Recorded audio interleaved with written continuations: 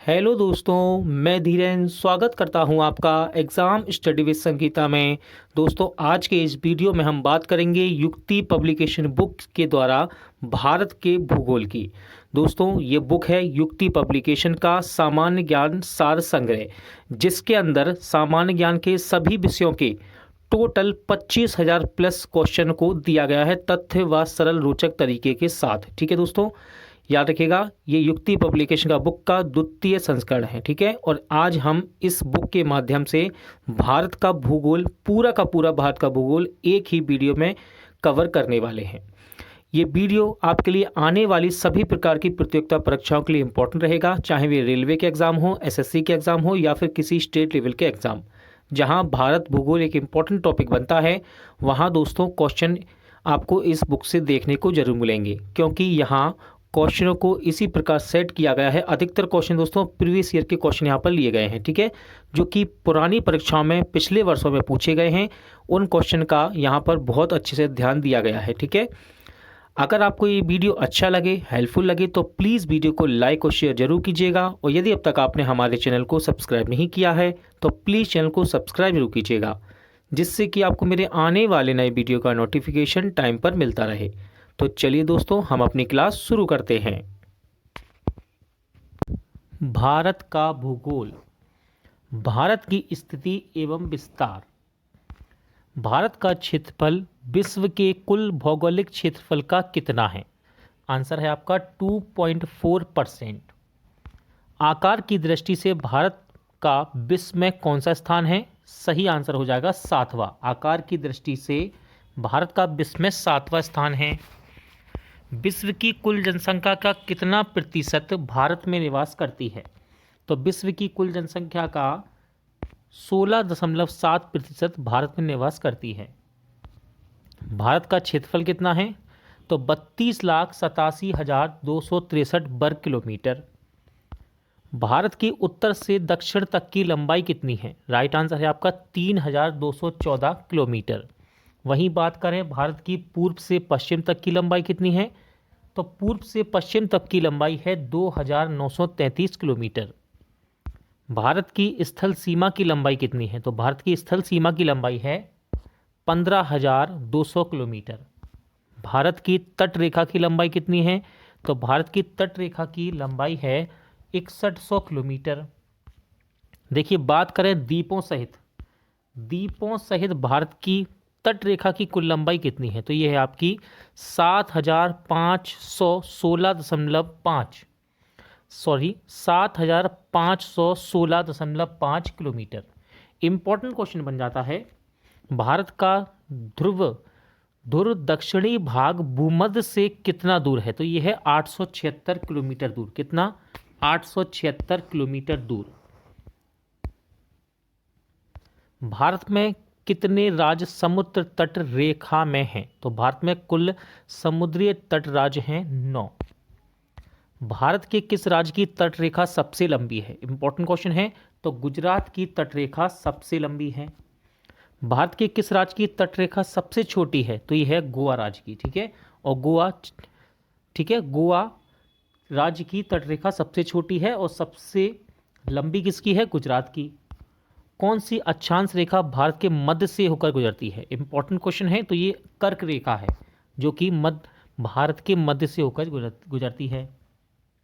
कर्क रेखा के कितने राज्यों से होकर गुजरती है? तो कर्क रेखा भारत के 8 राज्यों से होकर गुजरती है।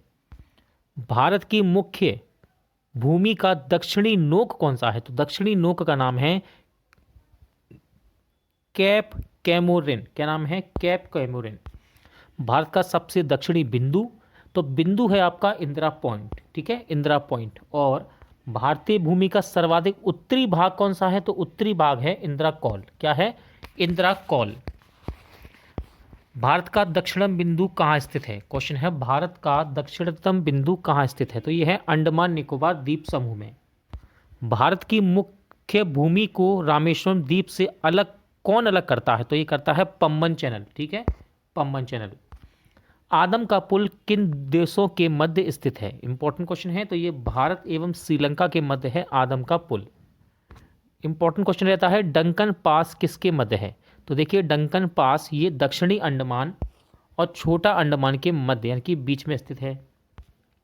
दीव एक द्वीप है, वह कहाँ स्थित है? तो दोस्तों दीव एक द्वीप है, ये गुजरात के तट पर स्थित है।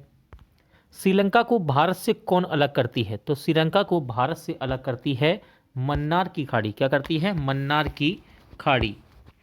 कौन सा भारत का कौन सा भूभाग प्राचीनतम है? क्वेश्चन है भारत का कौन सा भूभाग प्राचीनतम है? तो यह है प्रायद्वीपीय पठार। भारत का पूर्वी समुद्री तट किस नाम से जाना जाता है? इंपॉर्टेंट क्वेश्चन रहता है, तो याद रखिएगा पूर्वी समुद्री तट को कहते हैं कोरोमंडल तट। भारत के पश्चिम समुद्री तट का उत्तरी भाग किस नाम से जाना जाता है?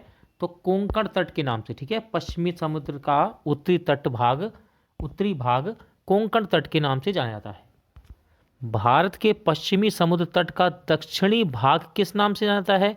तो इसको मालाबार तट कहते हैं। क्या कहते हैं? मालाबार तट।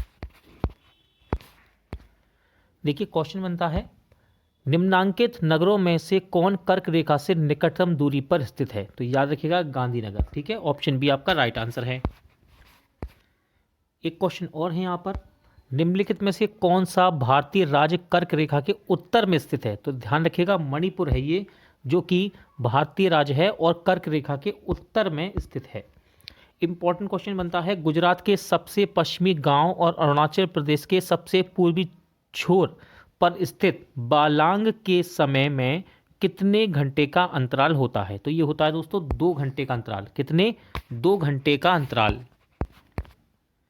निम्नलिखित में से किस राज्य की सीमा बांग्लादेश से नहीं मिलती है? इंपॉर्टेंट क्वेश्चन, सही आंसर है मणिपुर।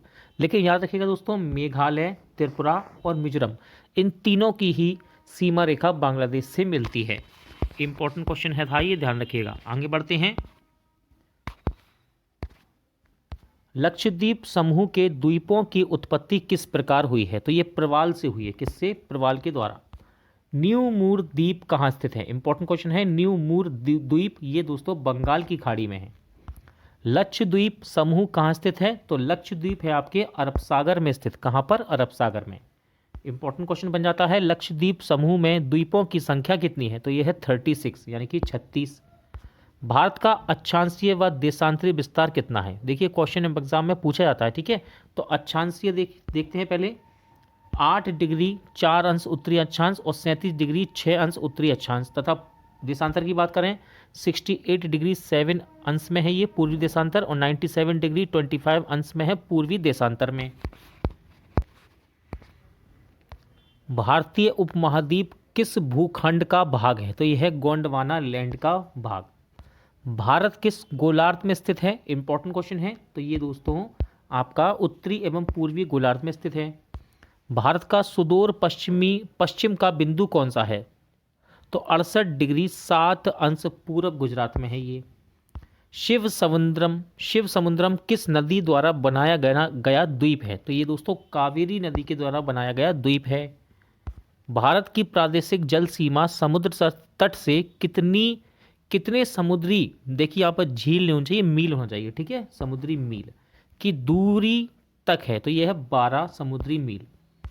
10 डिग्री चैनल किसके मध्य स्थित है? तो 10 डिग्री चैनल छोटा अंडमान एवं कार निकोबार के मध्य स्थित है। भारत तथा पाकिस्तान के मध्य अंतर्राष्ट्रीय सीमा रेखा का नाम क्या है? तो इसको बोलते हैं रेड क्लिफ लाइन।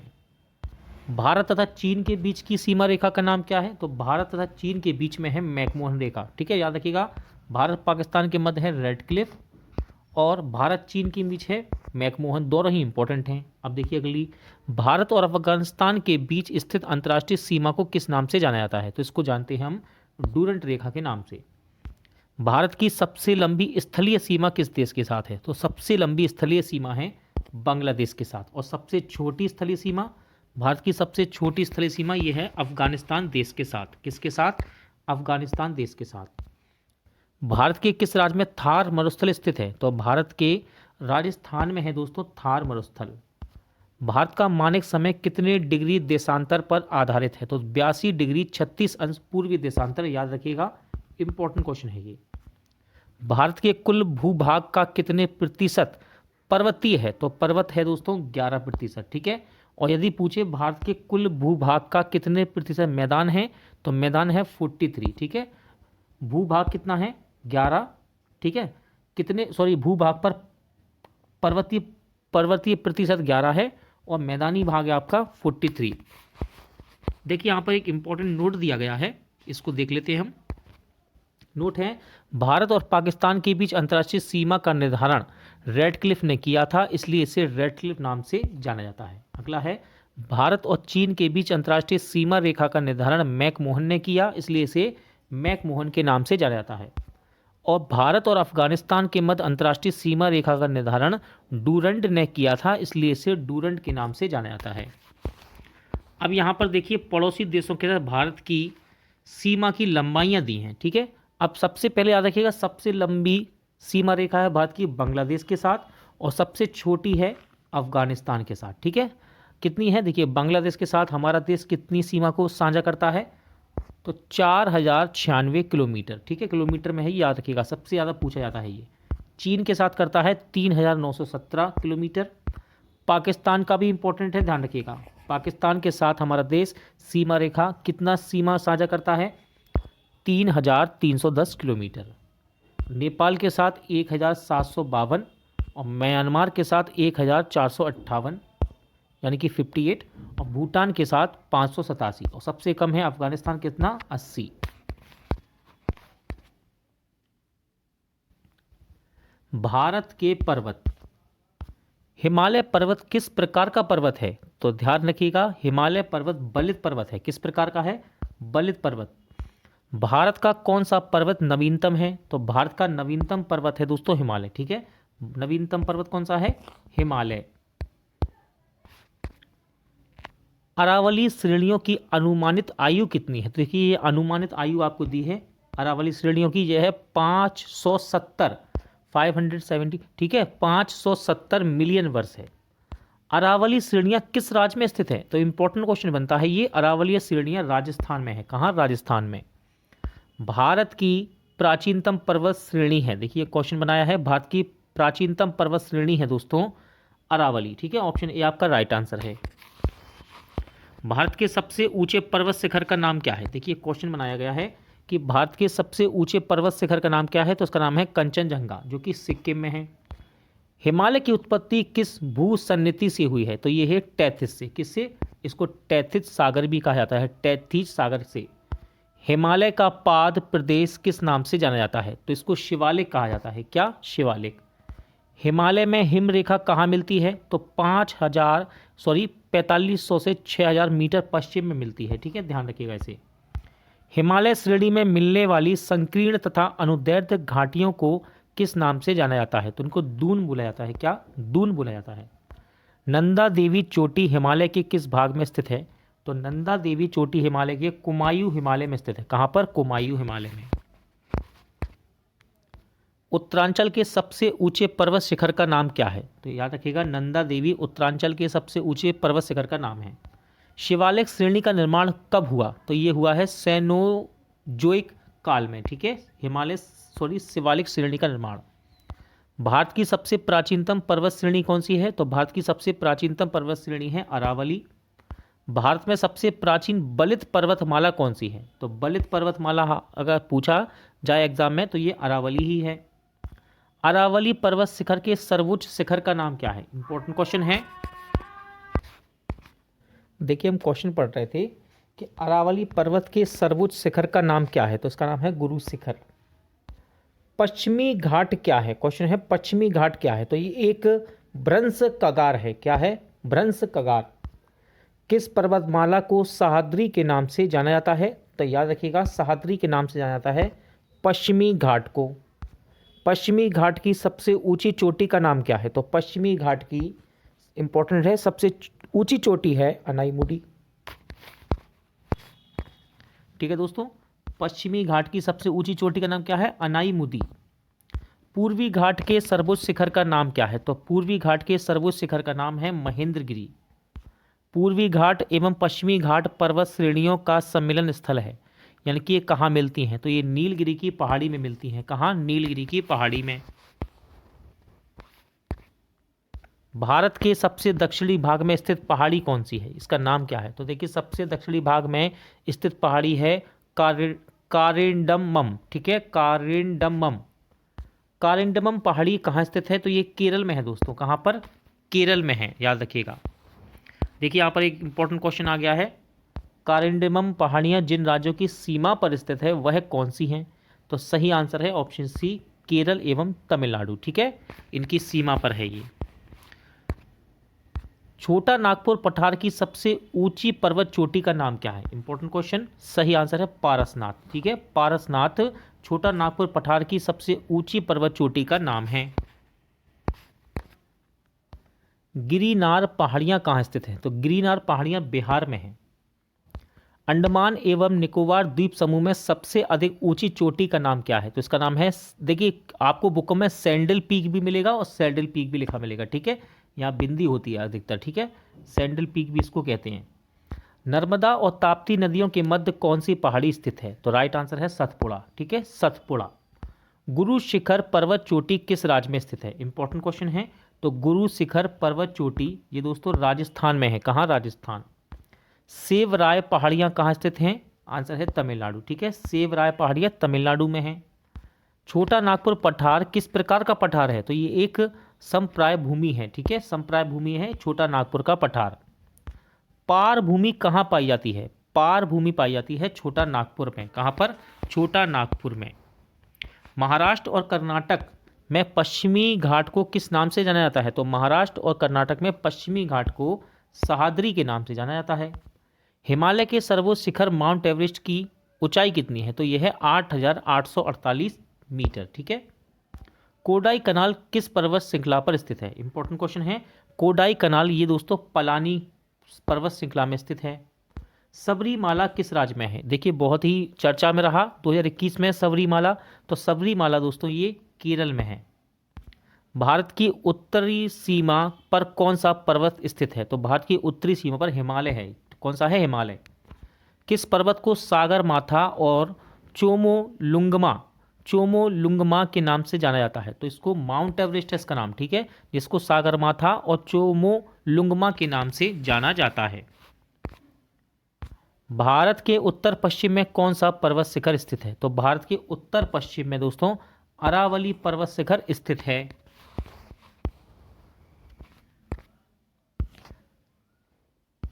भारत के प्रमुख पर्वतीय दर्रे, तो पहला देखते हैं, जोजिला दर्रा किस राज्य में है? तो ये जोजिला दर्रा दोस्तों जम्मू कश्मीर में है। कहाँ? जम्मू कश्मीर। जोजिला दर्रा किसे जोड़ता है? तो जोजिला दर्रा श्रीनगर और लेह को जोड़ता है। नाथुला एवं जेलेपला दर्रा किस राज्य में है? तो नाथुला जेलेपला दर्रा ये सिक्किम में है। तुजू दर्रा भारत को किस देश से जोड़ता है? तो तुजू दर्रा भारत को म्यांमार से जोड़ता है। पीपली घाट दर्रा किस पर्वतीय भाग में स्थित है? तो पीपली घाट दर्रा ये अरावली पर्वतीय भाग में स्थित है। पाल घाट दर्रा किन दो राज्यों को जोड़ता है? तो पाल घाट दर्रा ये तमिलनाडु एवं केरल को जोड़ता है। खैबर दर्रा कहाँ स्थित है? क्वेश्चन है खैबर दर्रा कहाँ स्थित है? तो खैबर दर्रा पाकिस्तान में है। खैबर दर्रा किन दो देशों को जोड़ता है? तो खैबर दर्रा पाकिस्तान एवं अफगानिस्तान को जोड़ता है, याद रखिएगा। शिपकीला, बाराला और पांचाला दर्रा किस राज्य में है? तो ये तीनों ही दोस्तों हिमाचल प्रदेश में है। कहाँ? हिमाचल प्रदेश। बुर्जिदा दर्रा किस राज्य में है? तो देखिए बुर्जिदा दर्रा जम्मू कश्मीर में है। नाथुला दर्रा किन दो देशों को जोड़ता है? इंपॉर्टेंट है, ध्यान रखिएगा। तो ये भारत और चीन को जोड़ता है। कौन? नाथुला दर्रा। शिपकिला दर्रा किस नदी घाटी पर पड़ता है? तो शिपकिला दर्रा सतलज नदी घाटी पर पड़ता है। जवार सुरंग का नाम किस दर्रे को दिया गया है? तो बनिहाल दर्रे को। किसे? बनिहाल दर्रे को। नासिक और मुंबई को कौन सा दर्रा जोड़ता है? क्वेश्चन है नासिक और मुंबई को कौन सा दर्रा जोड़ता है? तो इसका नाम है थाल घाट दर्रा। थाल घाट, पाल घाट, बोर घाट दर्रा किस पर्वतमाला में स्थित हैं? तो ये पश्चिमी घाट में है। कहाँ? पश्चिमी घाट। आर्यों ने किस दर्रे से होकर भारत में प्रवेश किया? तो देखिए आर्य आए थे खेवर दर्रा से, और अभी मैंने आपको बताया था खेवर दर्रा कहाँ है? ये पाकिस्तान में, ध्यान रखिएगा। बोमडिला दर्रा किस राज्य में स्थित है? तो बोमडिला दर्रा अरुणाचल प्रदेश में है। आफिल दर्रा किस पर्वत श्रेणी में स्थित है? तो आफिल दर्रा दोस्तों ये काराकोरम पर्वत श्रेणी में स्थित है। और पूछा जाए कि आफिल दर्रा किन देशों को जोड़ता है, तो ये इंपॉर्टेंट है। आफिल दर्रा भारत और चीन को जोड़ता है। चांगला दर्रा की बात करें, चांगला दर्रा किस किस को जोड़ता है, तो चांगला दर्रा लद्दाख को तिब्बत से जोड़ता है। ठीक है, लद्दाख को तिब्बत से जोड़ता है। दिहांग दर्रा किस राज्य में है, इंपॉर्टेंट रहता है। दिहांग दर्रा ये है अरुणाचल प्रदेश में। कहां पर, अरुणाचल प्रदेश में। रोहतांग दर्रा किस राज्य में है, इंपॉर्टेंट क्वेश्चन है। रोहतांग दर्रा हिमाचल प्रदेश में है। धांगला दर्रा कहाँ स्थित है, तो लद्दाख जम्मू कश्मीर में। ठीक है, जम्मू को श्रीनगर से कौन सा दर्रा जोड़ता है, तो उसका नाम है पीर पंजाल। इंपॉर्टेंट रहता है एग्जाम के लिए। लिपू लेक दर्रा स्थित है, तो लिपू लेक दर्रा ये है आपका उत्तरांचल में। ठीक है, चलिए अगला एक क्वेश्चन बन रहा है यहाँ पर। इंपॉर्टेंट क्वेश्चन है, निम्नलिखित में से कौन सा सुम्मिलित नहीं है। तो देखिए इस प्रकार के क्वेश्चन में समय लगता है, आप वीडियो को रोकिए और इसका आंसर लगाइए। ठीक है, कौन सा सुम्मिलित नहीं है। फिलहाल इसका सही आंसर है ऑप्शन ए, नाथुला अरुणाचल प्रदेश, ये सुम्मिलित नहीं है। लेकिन बाकी याद रखिएगा, लिपू लेक उत्तराखंड, रोहतांग हिमाचल प्रदेश और पालघाट केरल। देखिए यहाँ पर कुछ इंपॉर्टेंट दर्रे दिए गए हैं, इनका पहले से सुम्मिलित है। ये कह रहा है दिए गए दर्रे व राज्यों का सुमलन। नाथुला दर्रा है आपका सिक्किम में, लिपू लेक का संबंध है उत्तराखंड से, रोहतांग का संबंध है हिमाचल प्रदेश और पालघाट का संबंध है केरल से। माना दर्रा स्थित है, क्वेश्चन है आपके सामने, माना दर्रा किस राज्य में है, ऐसा कह सकते हैं। आंसर है उत्तराखंड में। हिमालय में हिमरेखा बीच में स्थित है, तो ये है 4300 से 6000 मीटर पूर्व में। हिमालय के हिमनदों के पिघलने की गति है, तो सबसे अधिक है, ये ध्यान रखिएगा। ठीक है, सबसे अधिक। यहाँ देखिए क्वेश्चन बन रहा है, चोरावाडी ग्लेशियर स्थित है, तो चोरावाडी ग्लेशियर दोस्तों ये केदारनाथ मंदिर के उत्तर में है। और ये क्वेश्चन देखिए पूछा गया है पीसीएस में। ठीक है, मेंस में पूछा गया, ध्यान रखिएगा, इंपॉर्टेंट है। मिलान हिमनद किस प्रक्षेत्र में स्थित है, मिलान हिमनद किस प्रक्षेत्र में स्थित है, तो यह है कुमाऊं प्रक्षेत्र में स्थित। जेगू ग्लेशियर कहाँ स्थित है, क्वेश्चन है जेगू ग्लेशियर, तो ये सिक्किम नेपाल में। कहाँ, सिक्किम नेपाल। रीमो, पुनमहा और रूपल ग्लेशियर कहाँ पर है, इंपॉर्टेंट है, ध्यान रखिएगा। ये है आपके कश्मीर में। कहाँ पर, कश्मीर में।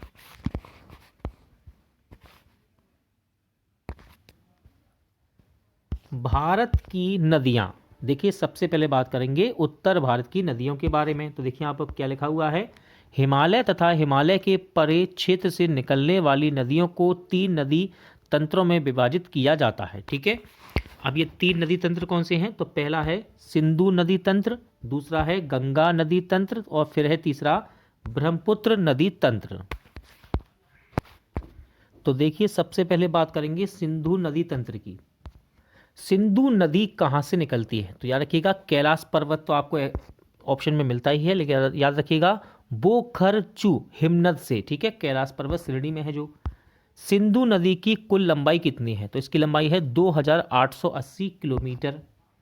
सिंधु नदी की भारत में कितनी लंबाई है, तो सिंधु नदी की भारत में लंबाई है 709 किलोमीटर। इंपॉर्टेंट क्वेश्चन है, झेलम, चेनाब, रावी, ब्यास तथा सतलज किस नदी की सहायक नदियां हैं, तो याद रखिएगा दोस्तों ये सभी सिंधु की सहायक नदियां हैं। सिंधु नदी को तिब्बत में किस नाम से जाना जाता है, इंपॉर्टेंट क्वेश्चन है। सिंधु नदी को तिब्बत में सिंगी खम्बन तथा लायंस माउथ के नाम से जाना जाता है। सिंधु नदी द्वारा निर्मित सबसे गहरे महाखंड का नाम क्या है, तो सिंधु नदी के द्वारा सबसे गहरे महाखंड का नाम है गिलगित। ठीक है, ठीक है, गिलगित। और इसकी गहराई कितनी है, देखिए गहरा है तो गहराई कितनी है, 5200 मीटर। झेलम नदी के उद्गम स्थल का नाम क्या है, तो झेलम नदी का उद्गम स्थल है बैरीनाग। कश्मीर की सबसे महत्वपूर्ण नदी कौन सी है, तो कश्मीर की सबसे महत्वपूर्ण नदी है झेलम नदी। चेनाब नदी को हिमाचल प्रदेश में किस नाम से जाना जाता है, तो चेनाब नदी को हिमाचल प्रदेश में चंद्रभागा के नाम से जाना जाता है। रावी नदी कहाँ से निकलती है, तो रावी नदी निकलती है दोस्तों रोहतांग दर्रे के पास से। कहाँ से, रोहतांग दर्रे के पास से। रावी नदी को किन अन्य नामों से जाना जाता है, तो देखिए परुष्णी या फिर इरावती के नाम से जाना जाता है रावी नदी को। ब्यास नदी कहाँ से निकलती है, तो ब्यास नदी का उद्गम स्थल है ब्यास कुंड। क्या है, ब्यास कुंड। ब्यास नदी को अन्य नामों से जाना जाता है? तो देखिए इसको बिपाशा, देखिए इनके ये प्राचीन नाम है, ध्यान रखिएगा, ठीक है। बिपाशा ब्यास नदी का, बिपाशा और अर्गिकिया के नाम से जाना जाता है ब्यास नदी को। सतलज नदी नदी कहाँ से निकलती है? सो सतलज नदी निकलती है, सतलज नदी राक्षताल झील से, ठीक है, राक्षताल झील से। सतलज नदी भारत में कुल कितनी लंबाई है? सो सतलज नदी की भारत में कुल लंबाई है 1050 किलोमीटर। घाघरा नदी कहाँ से निकलती है? तो शिवालिक के पाद मालवा पंख से, ठीक है, ध्यान रखिएगा। घाघरा नदी को किस अन्य नाम से जाना जाता है? तो इसको पौराणिक सरस्वती कहते हैं, ध्यान रखिएगा, इंपॉर्टेंट है, ठीक है। घाघरा नदी को पौराणिक सरस्वती कहते हैं। अब बात करेंगे गंगा नदी तंत्र की। तो गंगा नदी तंत्र में पहला क्वेश्चन है, गंगा नदी का उद्गम स्थल कहाँ है? तो यह है गौमुख हिमनद, ठीक है। किन दो नदियों के संगम देवप्रयाग के बाद यह गंगा नदी कहलाती है? तो भागीरथी और अलकनंदा में, ठीक है, ये इनका संगम है। अगला है, भारत की सबसे बड़ी नदी बेसिन का नाम क्या है? तो यह है गंगा नदी बेसिन, ठीक है। गंगा नदी की लंबाई कितनी है? तो गंगा नदी की लंबाई है 2501 किलोमीटर। भारत की बृहत्तम नदी का नाम क्या है? तो भारत की बृहत्तम नदी का नाम है गंगा नदी। गंगा नदी को बांग्लादेश में किस नाम से जाना जाता है? इंपॉर्टेंट क्वेश्चन है। तो गंगा नदी को बांग्लादेश में पद्मा के नाम से जाना जाता है। किस नाम से? पद्मा के नाम से। गंगा ब्रह्मपुत्र द्वारा निर्मित विश्व के सबसे बड़े डेल्टा का नाम क्या है? तो इसका नाम है सुंदरवन का डेल्टा। यमुना नदी कहाँ से निकलती है? तो ये निकलती है यमुनोत्री हिमनद से। यमुना नदी कितनी लंबी है? तो यमुना नदी है दोस्तों 960 किलोमीटर। यमुना नदी गंगा में किस स्थान पर मिलती है? तो ये मिलती है इलाहाबाद में। कहाँ पर? इलाहाबाद में। किस नदी को प्रारंभ में अरुणा नदी के नाम से जाना जाता था? तो इसका ये है आपकी कोशी नदी, ठीक है, कोशी। इंपॉर्टेंट क्वेश्चन है, सबसे अधिक पथ परिवर्तन करने वाली नदी कौन सी है? तो ये है कोशी नदी, ठीक है, कोशी नदी सबसे ज़्यादा अपने पथ को परिवर्तित करती है, कोशी। बंगाल का शोक किस नदी को कहते हैं? तो बंगाल का शोक कहते हैं दामोदर नदी को। किसे? दामोदर नदी को। अरावली पर्वत श्रृंखला किस नदी प्रणाली से द्विविभाजित होती है? तो यह है चंबल एवं साबरमती नदी, ठीक है, जिसके द्वारा अरावली पर्वत श्रृंखला नदी प्रणाली से ये विभाजित होती है। किस नदी को बिहार का शोक कहते हैं? तो यह है आपकी कोशी नदी, ठीक है, सबसे ज़्यादा परिवर्तित पथ परिवर्तन करने वाली नदी है ये। चंबल नदी की लंबाई कितनी है? तो चंबल नदी की लंबाई है 960 किलोमीटर। चलिए अब बात करेंगे ब्रह्मपुत्र नदी तंत्र की। तो पहला क्वेश्चन है, ब्रह्मपुत्र नदी कहाँ से निकलती है? इंपॉर्टेंट है, मानसरोवर झील के पास चीमा युंगदुंग हिमनद से, ठीक है, युंगदुंग हिमनद से। ब्रह्मपुत्र को तिब्बत में किस नाम से जाना जाता है? इंपॉर्टेंट क्वेश्चन है। तो ब्रह्मपुत्र नदी को तिब्बत में सांगपो के नाम से जाना जाता है। क्या? सांगपो के नाम से। एशिया का सबसे बड़ा नदी द्वीप माजुली किस नदी में है? तो ये ब्रह्मपुत्र नदी में ही है, ठीक है, ब्रह्मपुत्र नदी में ही स्थित है एशिया का सबसे बड़ा नदी द्वीप माजुली। इसको मजोली, देखिए यहाँ पर माजुली लिखा है, मजोली भी आता है कहीं कहीं लिखा हुआ। अब बात करेंगे प्रायद्वीपीय भारत की नदियों के बारे में।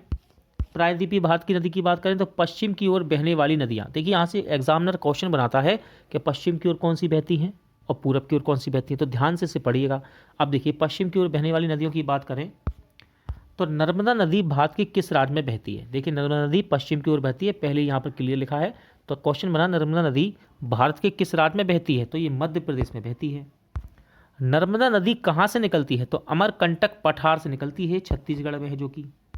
नर्मदा नदी की कुल लंबाई कितनी है? तो नर्मदा नदी की कुल लंबाई है 1300 किलोमीटर। नर्मदा नदी जिस घाटी से होकर गुजरती है उसे क्या कहते हैं? तो इसे रिफ्ट वैली यानी कि बिभ्रंश घाटी के नाम से जाना जाता है। नर्मदा नदी गिरती कहाँ है? देखिए उद्गम देख लिया हमने, अब देखेंगे क्या गिरती कहाँ है। तो नर्मदा नदी खम्मत की घाटी में गिर जाती है। अब बात करेंगे ताप्ती नदी की। ताप्ती नदी कहाँ से निकलती है? तो ये सतपुड़ा पर्वत श्रेणी से निकलती है। कहाँ से? सतपुड़ा पर्वत श्रेणी। ताप्ती नदी की कुल लंबाई कितनी है? तो कुल लंबाई की बात करें तो लंबाई है 700 किलोमीटर। ताप्ती नदी किस घाटी से होकर गुजरती है? तो ये गुजरती है रिफ्ट घाटी यानी कि बिभ्रंश घाटी से होकर गुजरती है।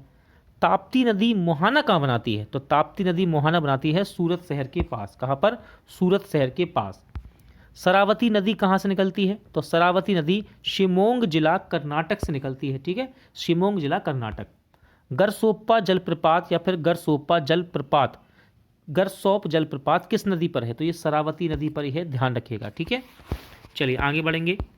भारत की लवण नदी के नाम से किस नदी को जाना जाता है? अब देखिए यहाँ पर ये पॉइंट अलग ही डार्क बने हुए हैं, इसका मतलब ये कोई बहुत ही ज़्यादा खास क्वेश्चन है, ठीक है। अब ये भारत की लवण नदी के नाम से किसे जाना जाता है? लूनी नदी को। किसे? लूनी नदी को। आगे देखते हैं, लूनी नदी किस में गिरती है? तो ये कच्छ के रन में गिरती है। कहाँ? कच्छ के रन में। अगला क्वेश्चन है, साबरमती नदी कहाँ गिरती है? तो साबरमती नदी गिरती है खम्मत की खाड़ी में। बनास नदी कहाँ गिरती है? तो बनास नदी गिरती है कच्छ के रन में। माही नदी कहाँ गिरती है? तो माही नदी गिरती है खम्मत की खाड़ी में, ठीक है। अब चलिए, अब ध्यान रखिएगा, यहाँ पर एक इम्पॉर्टेंट आपको फैक्ट दिया है कि पश्चिम की ओर बहने वाली नदियाँ डेल्टा निर्माण नहीं करती, इस बात को ध्यान रखिएगा। और ठीक है, और अभी तक हमने क्या पढ़ा? पश्चिम की नदियाँ हम पढ़ रहे थे, देखिए यहाँ लिखा है ना, ये लिखा हुआ है देखिए कि पश्चिम की ओर बहने वाली नदियों की हम बात कर रहे थे। और यहाँ पर इंपॉर्टेंट फैक्टर्स ने क्या बताया कि पश्चिम की ओर बहने वाली नदियाँ डेल्टा का निर्माण नहीं करती। अब बात करते हैं पूरब की ओर बहने वाली नदियों की, ठीक है, पूरब की ओर। तो पहला क्वेश्चन है, गोदावरी नदी, ये पूरब की ओर बहेगी।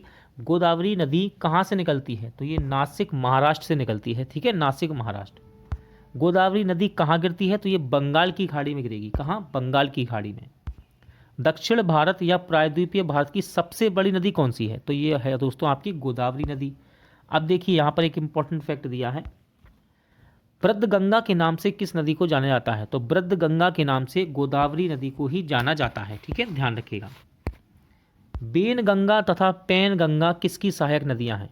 तो बेनगंगा तथा पैनगंगा ब्रद्धगंगा की सहायक नदियां हैं। और ब्रद्धगंगा कौन है? गोदावरी है, ठीक है ना। देखिए इसको आप इससे रिलेट कर सकते हैं, बेनगंगा पैनगंगा किससे? ब्रद्धगंगा की नदियां हैं सहायक, और ब्रद्धगंगा कौन है? गोदावरी है, ठीक है। चलिए अगले देखते हैं, कावेरी नदी कहाँ से निकलती है? तो कावेरी नदी निकलती है दोस्तों ब्रह्मगिरी श्रेणी से। कहाँ से? ब्रह्मगिरी श्रेणी से।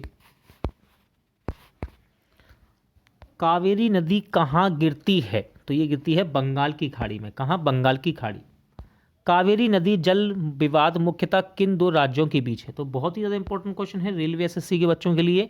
तो ये कर्नाटक और तमिलनाडु के बीच विवाद है। अब मैंने रेलवे एसएससी क्यों कहा? क्योंकि ये अधिकतर आपको प्रैक्टिस सेट में देखने को मिलेगा क्वेश्चन, हर एक किताब में, ठीक है। चलिए, दक्षिण भारत की गंगा के नाम से किस नदी को जाना जाता है? तो कावेरी नदी को दोस्तों दक्षिण भारत की गंगा कहते हैं, और गोदावरी को क्या कहते हैं? ब्रद्धगंगा। कृष्णा नदी कहाँ से निकलती है? तो कृष्णा नदी निकलती है महाबलेश्वर से। कहाँ से? महाबलेश्वर। कृष्णा नदी कहाँ गिरती है? तो दोस्तों कृष्णा नदी गिरती है बंगाल की खाड़ी में। पेन्नार बेसिन कहाँ स्थित है? तो पेन्नार बेसिन स्थित है कृष्णा और कावेरी नदी के बीच। महानदी की बात करें, महानदी कहाँ से निकलती है? तो ये छत्तीसगढ़ के बेसिन से निकलती है। कहाँ से? छत्तीसगढ़ के बेसिन से निकलती है। महानदी गिरती कहाँ है? देखिए महानदी निकलती है छत्तीसगढ़ के बेसिन से और गिरती कहाँ है? बंगाल की खाड़ी में। अगला क्वेश्चन है, गंगा नदी उदाहरण है?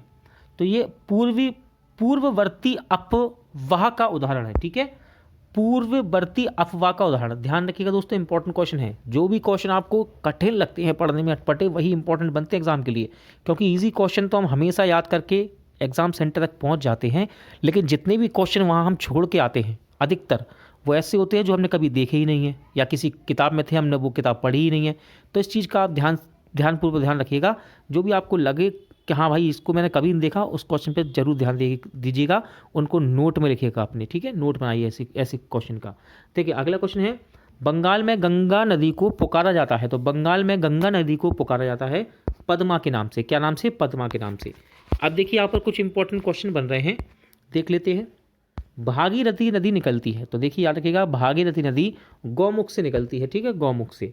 अब देखिए यहाँ पर कुछ इंपॉर्टेंट फैक्ट दिया गया है युक्ति ज्ञान के रूप में। देखिए, भागीरथी गंगोत्री से 19 किलोमीटर दूर शिवालिक शिखर के नीचे गौमुख हिमनद से निकलती है। देवप्रयाग के पास अलकनंदा तथा भागीरथी मिलकर गंगा के नाम से प्रभावित होती हैं। चलिए आगे बढ़ते हैं और एक क्वेश्चन देखते हैं यहाँ पर, दामोदर जिसकी सहायक नदी है वह है? तो दोस्तों ये हुगली की है, ठीक है, किसकी? हुगली की। आगे बढ़ेंगे, निम्नलिखित में से किस नदी का उद्गम स्थल भारत में नहीं है? तो ये है आपका सतलज, ठीक है, सतलज नदी का उद्गम भारत में नहीं है। बात करेंगे भारत के प्रमुख जलप्रपात के बारे में। जोग या गरसोप्पा जलप्रपात किस नदी पर स्थित है? तो यह है शरावती नदी पर। कहाँ पर? शरावती। जोग जलप्रपात किस राज्य में स्थित है? इंपॉर्टेंट क्वेश्चन बन जाता है ये आपके कर्नाटक में। भारत का सबसे ऊंचा जलप्रपात कौन सा है? तो इसका नाम है जोग जलप्रपात। जोग जलप्रपात का अन्य नाम क्या है? तो याद रखिएगा, जोग जलप्रपात का अन्य नाम है महात्मा गांधी जलप्रपात। ठीक है, महात्मा गांधी। क्वेश्चन है, एशिया का सबसे बड़ा जलप्रपात कौन सा है? तो इसका नाम है हुंडरू। भारत का दूसरा सबसे ऊंचा जलप्रपात कौन सा है? दूसरा सबसे ऊंचा जलप्रपात की बात करें तो यह है एन्ना। क्या नाम है इसका? एन्ना। शिव समुद्रम जलप्रपात किस नदी पर स्थित है? इंपॉर्टेंट क्वेश्चन है ये आपका, कावेरी नदी पर। एशिया का सबसे बड़ा जलप्रपात हुंडरू कहाँ स्थित है? तो ये रांची के पास है। कहाँ पर? और ये झारखंड में पड़ता है। चित्रकूट जलप्रपात को किस अन्य नाम से जाना जाता है? तो देखिए, इसको न्यागरा जलप्रपात कहते हैं भारत का। ठीक है, चित्रकूट जलप्रपात को। धुआंधार जलप्रपात किस नदी पर है? तो यह है नर्मदा नदी पर। कहाँ पर? नर्मदा नदी पर है धुआंधार जलप्रपात। बात करें कपिलधारा जलप्रपात की तो ये भी नर्मदा में है, यानी कि नदी पर। शिव समुद्रम जलप्रपात किस राज्य में है? तो शिव समुद्रम जलप्रपात है दोस्तों कर्नाटक राज्य में। गोकक जलप्रपात किस नदी पर है? तो गोकक जलप्रपात है कांची नदी पर। गोकक जलप्रपात किस राज्य में है? तो ये आपका पड़ता है झारखंड में। चुलिया जलप्रपात किस राज्य में है? तो चुलिया जलप्रपात दोस्तों ये चंबल नदी पर है। और राज्य कौन सा है इसका? राज्य है इसका राजस्थान। धुआंधार जलप्रपात किस नदी पर, कहाँ स्थित है? तो ये मध्य प्रदेश के जबलपुर में है, नर्मदा नदी पर। कौन सा वाला? धुआंधार जलप्रपात। साडनी जलप्रपात किस नदी पर है? तो ये है शंख नदी पर। ठीक है, और इसका राज्य कौन सा है, यानी कि साडनी जलप्रपात किस राज्य में है? तो क्वेश्चन बनता है, आंसर बनेगा आपका झारखंड में। गौतम धारा अथवा जोन्हा जलप्रपात किस नदी पर है? तो यह है रारू नदी पर। किस पर? रारू नदी पर। गौतम धारा जलप्रपात किस राज्य में स्थित है? तो याद रखिएगा, गौतम धारा जलप्रपात झारखंड में स्थित है। एन जलप्रपात किस नदी पर है? तो यह है एन्ना नदी पर। ठीक है, एन्ना जलप्रपात, एन्ना नदी। एन्ना जलप्रपात किस स्थान पर स्थित है? तो यह महाबलेश्वर स्थान पर स्थित है। पाईकारा जलप्रपात कहाँ स्थित है? तो पाईकारा जलप्रपात नीलगिरी में है, नीलगिरी क्षेत्र में। पाईकारा जलप्रपात किस नदी पर स्थित है? तो ये पाईकारा नदी पर ही है। ठीक है, पाईकारा नदी पर। बात करेंगे भारत की प्रमुख झीलों के बारे में। बूलर झील किस राज्य में स्थित है? सही आंसर है जम्मू कश्मीर में। इंपॉर्टेंट क्वेश्चन बनता है, भारत की मीठे पानी की सबसे बड़ी झील कौन सी है? तो ये बूलर झील है, जो कि जम्मू कश्मीर में है। ओकाई झील किस राज्य में है? तो ओकाई झील है दोस्तों गुजरात में। अब इसकी खासियत देखिए, ओकाई झील किस प्रकार की झील है? तो ये मानव निर्मित झील है। ठीक है, और ये कहाँ है? गुजरात में। ओकाई झील किस नदी पर स्थित है? तो ओकाई झील ताप्ती नदी पर स्थित है। ठीक, किस पे? ताप्ती। अगला क्वेश्चन है, गोविंद सागर झील किस राज्य में स्थित है? तो राइट आंसर है हिमाचल प्रदेश। ठीक है, गोविंद सागर झील हिमाचल प्रदेश में स्थित है। अगला क्वेश्चन देखते हैं, नागा अर्जुन सागर किस नदी पर स्थित है? तो नागा अर्जुन सागर कृष्णा नदी आंध्र प्रदेश में है। निजाम सागर किस नदी पर स्थित है? निजाम सागर किस नदी पर है? तो ये मंजरा नदी आंध्र प्रदेश में है।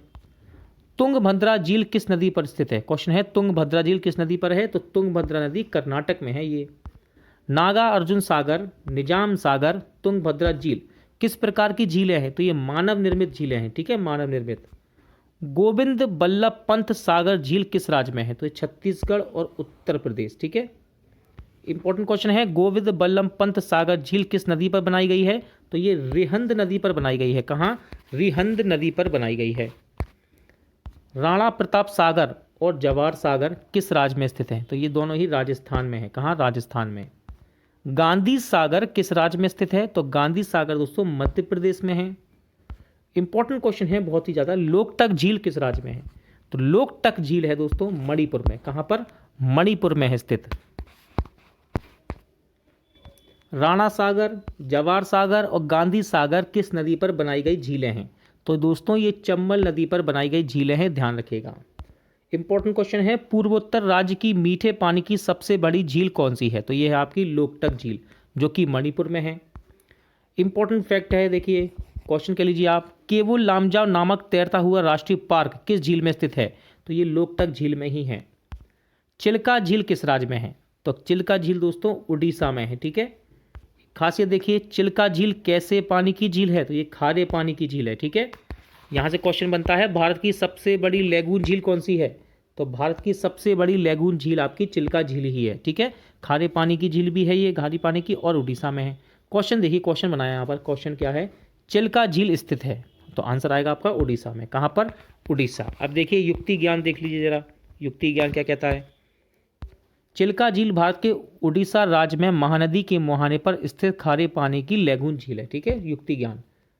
पुलिकट झील किस राज्य में है, इंपॉर्टेंट क्वेश्चन, ये है आपके आंध्र प्रदेश में।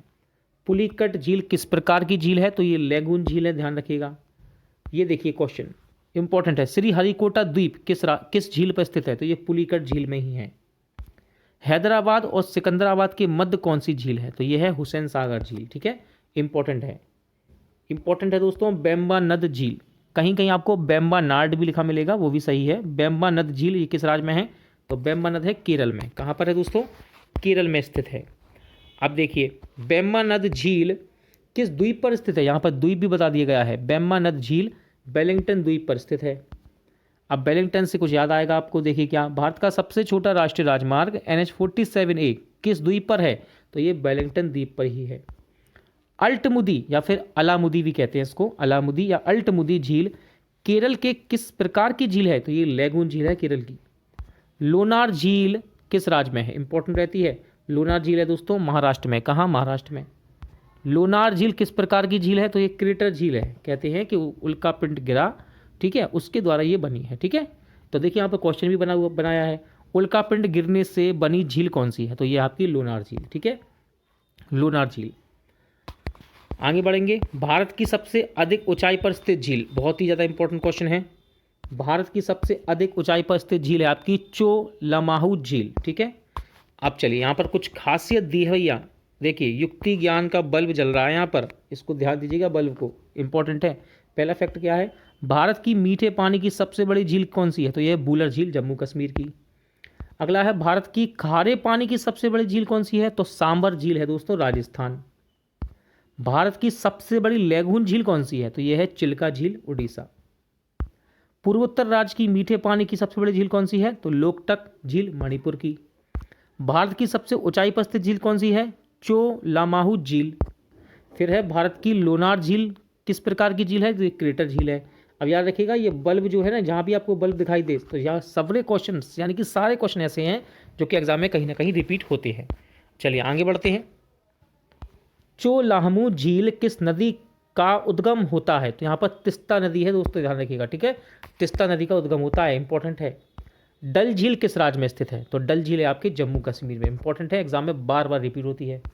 पुष्कर झील कहाँ स्थित है, तो पुष्कर दोस्तों अजमेर राजस्थान में है। कहाँ पर, अजमेर राजस्थान में स्थित है। सांभर झील किस राज्य में स्थित है, राइट आंसर है राजस्थान, अभी हमने पढ़ा भी था। भारत की सबसे बड़ी खारे पानी की झील कौन सी है, तो यह है सांभर झील, ठीक है, जो कि राजस्थान में है, इंपॉर्टेंट है क्वेश्चन, ध्यान रखिएगा। लूनक सागर, पंचभद्रा, डीडवाना राजस्थान की कैसे पानी की झीलें हैं, तो ये खारे पानी की झीलें हैं। उदय सागर, पिछोला, जयसंबंध, राजसंबंध झीलें किस राज्य में हैं, तो ये राजस्थान की प्रमुख झीलें हैं, इंपॉर्टेंट है। देखिए ओस्माना सागर झील कहाँ है, तो ये हैदराबाद, आंध्र प्रदेश में है। फुलहर झील किस राज्य में है, आंसर है उत्तर प्रदेश। कोलेरू झील कहाँ पर है, आंध्र प्रदेश में। अब देखिए ये दो क्वेश्चन याद रखिएगा, इंपॉर्टेंट है, क्योंकि ये क्वेश्चन आपको हर एक किताब में या फिर प्रैक्टिस सेट में देखने को नहीं मिलेंगे, इसलिए दोनों इंपॉर्टेंट हैं, ठीक है। ओस्मान सागर झील और फुलहर झील, ठीक है।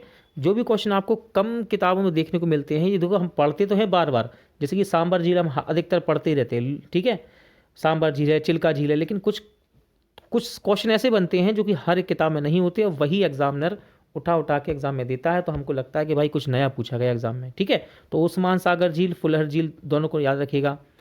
चलिए आगे बढ़ते हैं। कोलेरू झील हमने पढ़ ली है। यह है अगला, पोनगोंग सो झील कहाँ स्थित है, तो लद्दाख जम्मू कश्मीर में है पोनगोंग सो झील। अगला है भीमताल किस राज्य में है, देखिए जहाँ भी आपको ताल दिखाई दे ना अधिकतर, तो अधिकतर ताल में 99% आंसर आपका उत्तराखंड ही होता है, ठीक है। तो भीमताल क्या है, उत्तराखंड में है। चलिए यहाँ पर देखिए कह रहा है, क्वेश्चन बना दिया इसने, मेन से पूछा गया भी, या पीसीएस का क्वेश्चन है, और ये कह रहा है कौन सही सुम्मिलित है। तो आप पढ़िए इसको और आंसर लगाइए कौन सही सुम्मिलित है। समय लगता है क्योंकि आंसर लगाने में। निम्न में से कौन सुम्मिलित है? इसका राइट आंसर हो जाएगा दोस्तों ऑप्शन सी, कोलेरू आंध्र प्रदेश सही सुम्मिलित है ये। ठीक है, चलिए आगे बढ़ते हैं। किस प्रकार की झीलों का निर्माण पृथ्वी की प्लेटों के संचालन से होता है? आंसर है आपका विवर्तनिक झीलें। ठीक है, बूलर झील उदाहरण है। तो बूलर झील देखिए, अब क्वेश्चन पूछा गया यहाँ पर बनाया, इसी का उदाहरण दे दिया कि बूलर झील उदाहरण है, तो ये विवर्तनिक झील का उदाहरण है। ठीक है, ध्यान रखिएगा। अगला क्वेश्चन देखते हैं, मरुस्थलीय क्षेत्रों में किस प्रकार की झीलें मिलती हैं? तो वायु क्रिया द्वारा निर्मित झीलें मिलती हैं मरुस्थलीय क्षेत्रों में। उत्तराखंड की सबसे गहरी झील कौन सी है? भैया उत्तराखंड में तो बहुत सी झीलें हैं, हम बहुत सी बुक पढ़ चुके हैं, सार संग्रह में पढ़ ली, लूसेंट हमने पढ़ चुके हैं, बहुत सी किताबें पढ़ी। लेकिन देखिए इस प्रकार के क्वेश्चन भाई इंपॉर्टेंट होते हैं। ठीक है, कह रहा है उत्तराखंड की सबसे गहरी झील कौन सी है? तो ये है आपकी नौकुचिया ताल। ठीक है, उत्तराखंड की सबसे गहरी झील है ये। बात करेंगे भारत की नदियों पर बसे प्रमुख नगर। एग्जाम में पूछता है यहाँ से क्वेश्चन। ठीक है, तो पहली नदी आपकी गंगा नदी। तो बात करेंगे गंगा नदी पर स्थित नगर कौन से हैं? तो पहला है दोस्तों आपका हरिद्वार, दूसरा कानपुर, बनारस, पटना। ठीक है, चारों ही इंपॉर्टेंट हैं और ये बार बार एग्जाम में रिपीट होते हैं। अगला है यमुना। यमुना नदी पर स्थित नगर कौन से हैं? तो पहला आपका दिल्ली, आगरा, फिर मथुरा। ठीक है, सबसे ज़्यादा इंपॉर्टेंट हो जाता है आपका सरयू नदी। ठीक है, सरयू नदी पर स्थित नगर कौन सा है? तो यह है आपका अयोध्या। अलकनंदा नदी पर स्थित नगर है आपका बद्रीनाथ। हुगली नदी इंपॉर्टेंट है, हुगली नदी पर स्थित नगर कौन सा है? कोलकाता। महानदी पर स्थित नगर कौन सा है? कटक और संबलपुर। ठीक है, ब्रह्मपुत्र की बात करें, ब्रह्मपुत्र नदी पर स्थित नगर कौन से हैं? तो यह है डिब्रूगढ़, गुवाहाटी और सुकमा घाट। इंपॉर्टेंट है सतलज। ठीक है, सतलज नदी पर स्थित नगर हैं फिरोजपुर और लुधियाना। नर्मदा नदी के याद रखिएगा, भरूच, महेश्वर, ओंकारेश्वर और जबलपुर। सबसे ज़्यादा जबलपुर इंपॉर्टेंट है। ठीक है, नर्मदा नदी। चंबल नदी पर स्थित नगर कौन सा है? तो यह आपका कोटा। ठीक है, कोटा। झेलम नदी पर स्थित नगर है आपका श्रीनगर। तुंगभद्रा नदी पर स्थित नगर कौन सा है? कुर्नूल। क्षिप्रा नदी पर स्थित नगर कौन सा है? उज्जैन। ठीक है, उज्जैन किस नदी किनारे है? क्षिप्रा। और गोमती, ये दोस्तों लखनऊ बसा हुआ है यहाँ पर। ठीक है, उत्तर प्रदेश की राजधानी। गोमती नदी पर कौन सा शहर बसा हुआ है? लखनऊ, उत्तर प्रदेश की।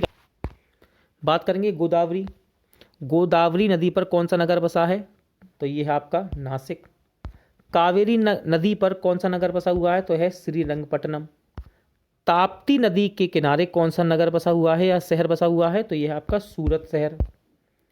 कृष्णा नदी के किनारे कौन बसा हुआ है? विजयवाड़ा। मूसी नदी इंपॉर्टेंट है, मूसी नदी किनारे कौन बसा हुआ है? शहर हैदराबाद। बेतवा नदी किनारे कौन है? ओरछा। साबरमती नदी मोस्ट इंपॉर्टेंट है, ध्यान रखिएगा, मोस्ट इंपॉर्टेंट भाई। ठीक है, साबरमती के किनारे कौन है? अहमदाबाद। बात करेंगे इलाहाबाद, जिसका अब नया नाम क्या हो गया है? प्रयाग। ठीक है, प्रयागराज हो गया है। ठीक है, इलाहाबाद का नया नाम क्या कर दिया गया है? प्रयागराज। तो इलाहाबाद कह लीजिए, प्रयागराज के किनारे कौन, देखिए कौन कौन सी नदियाँ, देखिए गंगा, यमुना, सरस्वती का संगम है यहाँ पर। ठीक है, ध्यान रखिएगा इस बात को।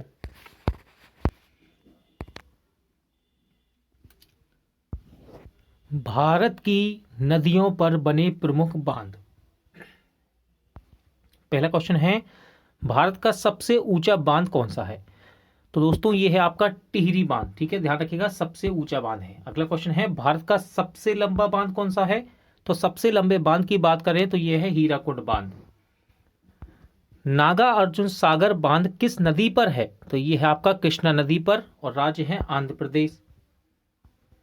हीराकुंड बांध किस नदी पर बनाया गया है? तो हीराकुंड बांध है आपका महानदी, उड़ीसा राज्य है। टिहरी बांध जो कि सबसे ऊंचा बांध है, टिहरी बांध किस नदी पर है? तो ये भागीरथी पर है। ठीक है, भागीरथी नदी पर, उत्तर प्रदेश। देखिए कहीं कहीं आपको उत्तराखंड भी लिखा मिलेगा। ठीक है ना, तो ये आप समझ जाइए कि ये आपकी बॉर्डर है। ठीक है ना, बॉर्डर यानी कि सीमा रेखा है, कहीं आपको उत्तर प्रदेश, लेकिन अधिकतर आपको उत्तर प्रदेश ही मिलेगा लिखा। ठीक है, लक्ष्मीबाई सागर बांध किस नदी पर है? तो ये आपका बेतवा, उत्तर प्रदेश में है। रंजीत सागर बांध यह है रावी नदी, पंजाब। कहां पर? रावी नदी पंजाब में। झोम बांध किस नदी पर है? तो यह है कृष्णा नदी, महाराष्ट्र। मैटूर बांध इंपॉर्टेंट रहता है, मैटूर बांध किस नदी पर है? तो कावेरी नदी, तमिलनाडु। अलामाटी बांध, ये दोनों ही इंपॉर्टेंट हैं, अलामाटी और मैटूर। अलामाटी बांध किस नदी पर है? कृष्णा नदी, कर्नाटक में। गांधी सागर बांध किस नदी पर बना है? तो ये चंबल नदी, राजस्थान में है। जवाहर सागर और राणा प्रताप सागर बांध किस नदी पर है? तो चंबल नदी, राजस्थान में। इंपॉर्टेंट है। थीन बांध किस नदी पर है? तो थीन बांध है दोस्तों रावी नदी पर।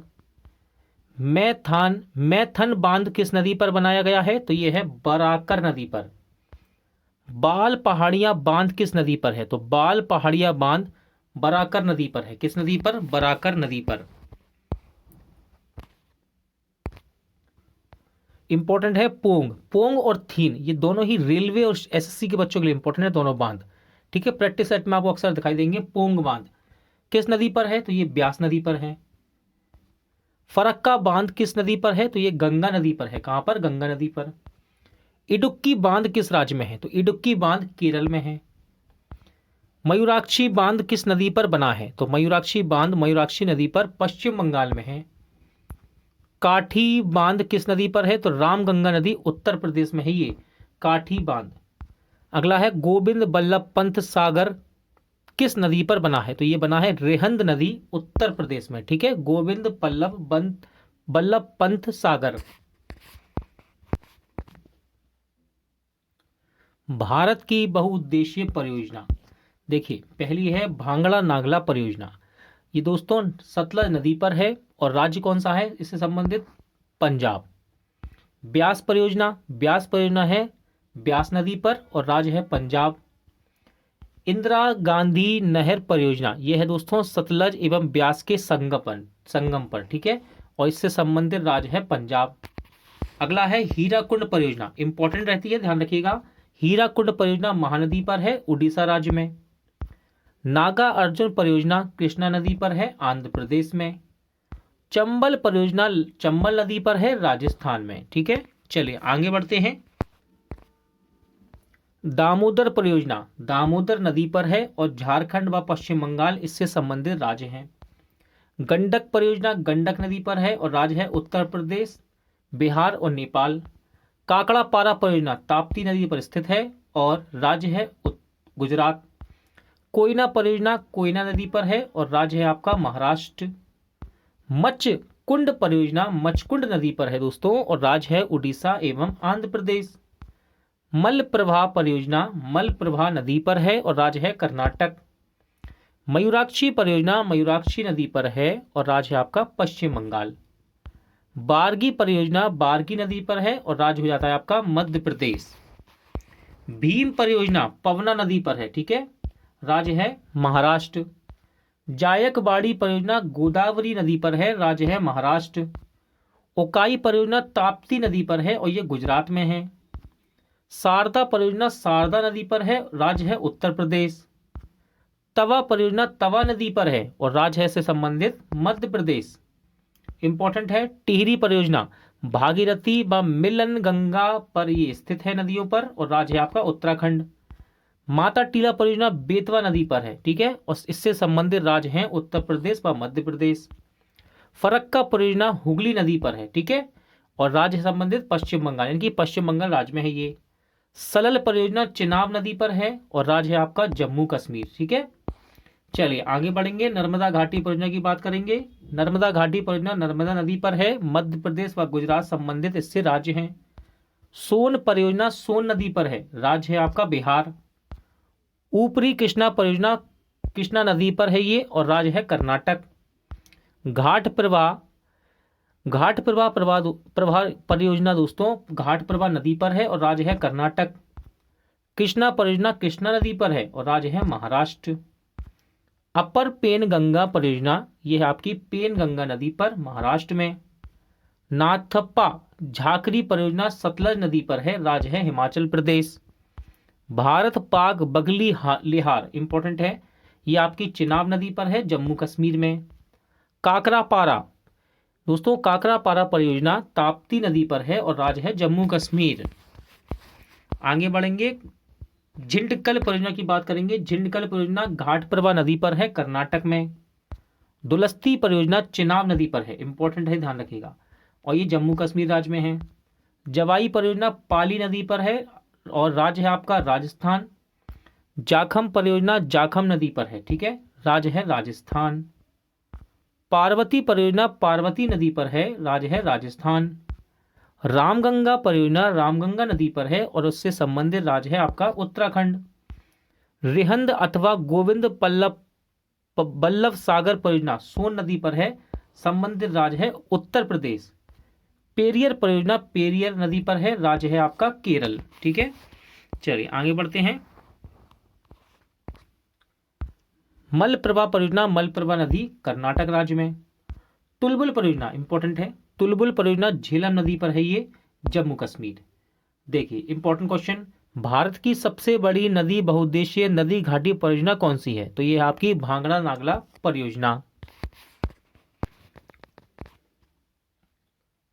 भारत की जलवायु, भारत की जलवायु की सबसे महत्वपूर्ण विशेषता क्या है? तो याद रखिएगा, पवनों की दिशा में परिवर्तन भारत की जलवायु की सबसे महत्वपूर्ण विशेषता है। मानसून शब्द किस भाषा का शब्द है? इंपॉर्टेंट क्वेश्चन है, तो ये है अरबी भाषा का शब्द। चलिए युक्ति ज्ञान क्या कहता है? मानसून शब्द की उत्पत्ति अरबी भाषा के मौसिम शब्द से हुई है, जिसका तात्पर्य है मौसम अथवा ऋतु, ठीक है, याद रखिएगा। भारत में सर्वाधिक वर्षा मुख्यतः प्राप्त होती है, तो ये होती है दक्षिणी पश्चिमी मानसून से। अमृतसर एवं शिमला एक ही अक्षांश पर स्थित हैं, परंतु उनकी जलवायु में भिन्नता का कारण क्या है? तो याद रखिएगा, उनकी समुद्र से दूरी इनकी भिन्नता का कारण है। तमिलनाडु में शरदकालीन वर्षा अधिकांशतः किन कारणों से होती है? तो ये होती है पश्चिमी विक्षोभ से, ठीक है, पश्चिमी विक्षोभ से होती है। देश के किस भाग में मानसून के अरब सागर एवं बंगाल की खाड़ी दोनों ही शाखाओं से वर्षा आती है? तो यह है आपका पंजाब राज्य, ठीक है। भारतवर्ष में सर्वाधिक वर्षा किस क्षेत्र में होती है? तो ये होती है मध्य प्रदेश बिहार में। भारत में सर्वाधिक वर्षा प्राप्त करने वाला स्थान कौन सा है? तो ये है मावसिन राम, ठीक है, मावसिन राम भी मिलेगा, मासिन राम भी आपको लिखा मिलेगा एग्जाम में, या फिर किसी भी बुक में मासिन राम भी मिला लिखेगा, ठीक है, लिखा हुआ दिखेगा आपको, दोनों ही सही है। आम्र वर्षा क्या है? तो बिहार और बंगाल में मार्च और अप्रैल में होने वाली वर्षा आम्र वर्षा कहलाती है। सर्वाधिक वर्षा किस मानसून से होती है? इंपॉर्टेंट क्वेश्चन, तो ये होती है दक्षिण पश्चिम मानसून से। किससे? दक्षिण पश्चिम मानसून से। भारत में सबसे कम वर्षा कहाँ होती है? तो याद रखिएगा, कच्छ से हरियाणा तक। मावसिन राम और चेरापूंजी में अधिक वर्षा होने का कारण क्या है? तो यहाँ की पहाड़ियाँ कीप की आकृति की है, ठीक है, इसलिए। भारत के किस भाग में सर्वाधिक दैनिक तापांतर पाया जाता है? तो ये क्षेत्र है पूर्वी तटीय प्रदेश। जम्मू कश्मीर में होने वाली शीतकालीन वर्षा का कारण क्या है? तो जम्मू कश्मीर में होने वाली शीतकालीन वर्षा का कारण है पश्चिमी विक्षोभ। भारत के उत्तरी भाग में शीतकाल में वर्षा होती है, तो ये भी पश्चिमी विक्षोभ के कारण होती है, ध्यान रखिएगा। चलिए यहाँ पर एक क्वेश्चन आया है, भारत में वर्षा का अधिकाय होते हुए भी यह देश प्यासी धरती समझा जाता है, इसका कारण क्या है? तो देखिए इसका कारण है वर्षा के पानी का तेजी से बह जाना, शीघ्रता से भाप बनकर उड़ जाना तथा वर्षा का कुछ थोड़े ही महीनों में जोर होना। अगला है, भारतीय उपमहाद्वीप में पर ग्रीष्म ऋतु में उच्च तापमान और निम्न दाब हिंद महासागर में वायु का कर्षण करते हैं, जिसके कारण प्रभावित होता है दक्षिण पश्चिम मानसून।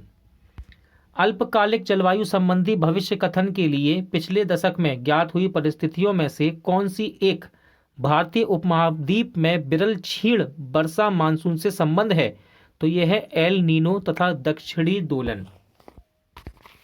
आगे बढ़ेंगे, क्वेश्चन देखते हैं। भारत के पश्चिमी तटों पर ग्रीष्म में अति उच्च वर्षा मुख्यतः किस कारण होती है? तो ये होती है समुद्र के निकट होना।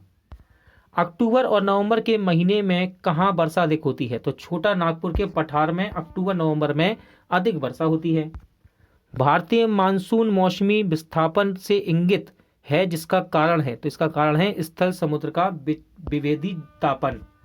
भारत के किस राज्य में जाड़े के मौसम में वर्षा होती है? तो यह है आपका उड़ीसा राज्य, ठीक है, जहां पर जाड़े के मौसम में वर्षा होती है।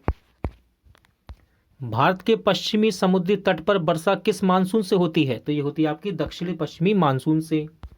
किस राज्य में प्रत्यावर्ती मानसून का अधिक प्रभाव होता है? इंपॉर्टेंट क्वेश्चन है। प्रत्यावर्ती मानसून का अधिक प्रभाव होता है तमिलनाडु में। उत्तर पूर्वी मानसून से सबसे अधिक वर्षा प्राप्त करने वाला राज्य कौन सा है? तो यह है आपका तमिलनाडु। कौन सा स्थान सबसे कम वर्षा प्राप्त करता है? राइट आंसर है लेह। ठीक है, सबसे कम वर्षा प्राप्त करता है। देखिए यहाँ पर एक क्वेश्चन बनता है। क्वेश्चन है, भारत में ग्रीष्मकालीन मानसून के प्रवाह की सामान्य दिशा है, तो इसकी दिशा है दक्षिण पश्चिम से उत्तर पूर्व। ठीक है, एमपी पीसीएस उत्तराखंड पीसीएस में क्वेश्चन पूछा गया है, इंपॉर्टेंट है। चलिए अगला फैक्ट देखते हैं। भारत के किस भाग में सर्वाधिक दैनिक तापांतर पाया जाता है? तो राजस्थान के मरुस्थलीय क्षेत्रों में। भारत के किस राज्य में मानसून का आगमन सबसे पहले होता है? इंपॉर्टेंट क्वेश्चन है, आंसर है केरल में। झारखंड में वर्षा किस मानसून से होती है? तो दक्षिण पश्चिमी मानसून से झारखंड में वर्षा होती है। एक क्वेश्चन आया यहाँ पर, निम्नलिखित में से किस स्थान पर सबसे कम वार्षिक वर्षा होती है? राइट आंसर है लेह में। यूपी पीसीएस में क्वेश्चन पूछा गया है, प्री मेंस में, ध्यान रखिएगा। चेरापूंजी अवस्थित है, क्वेश्चन बनता है चेरापूंजी अवस्थित है, तो राइट आंसर है मेघालय राज्य में। ठीक है, मेघालय राज्य में। एमपीपीसीएस बीपीएससी में ये क्वेश्चन आया है, ध्यान रखिएगा।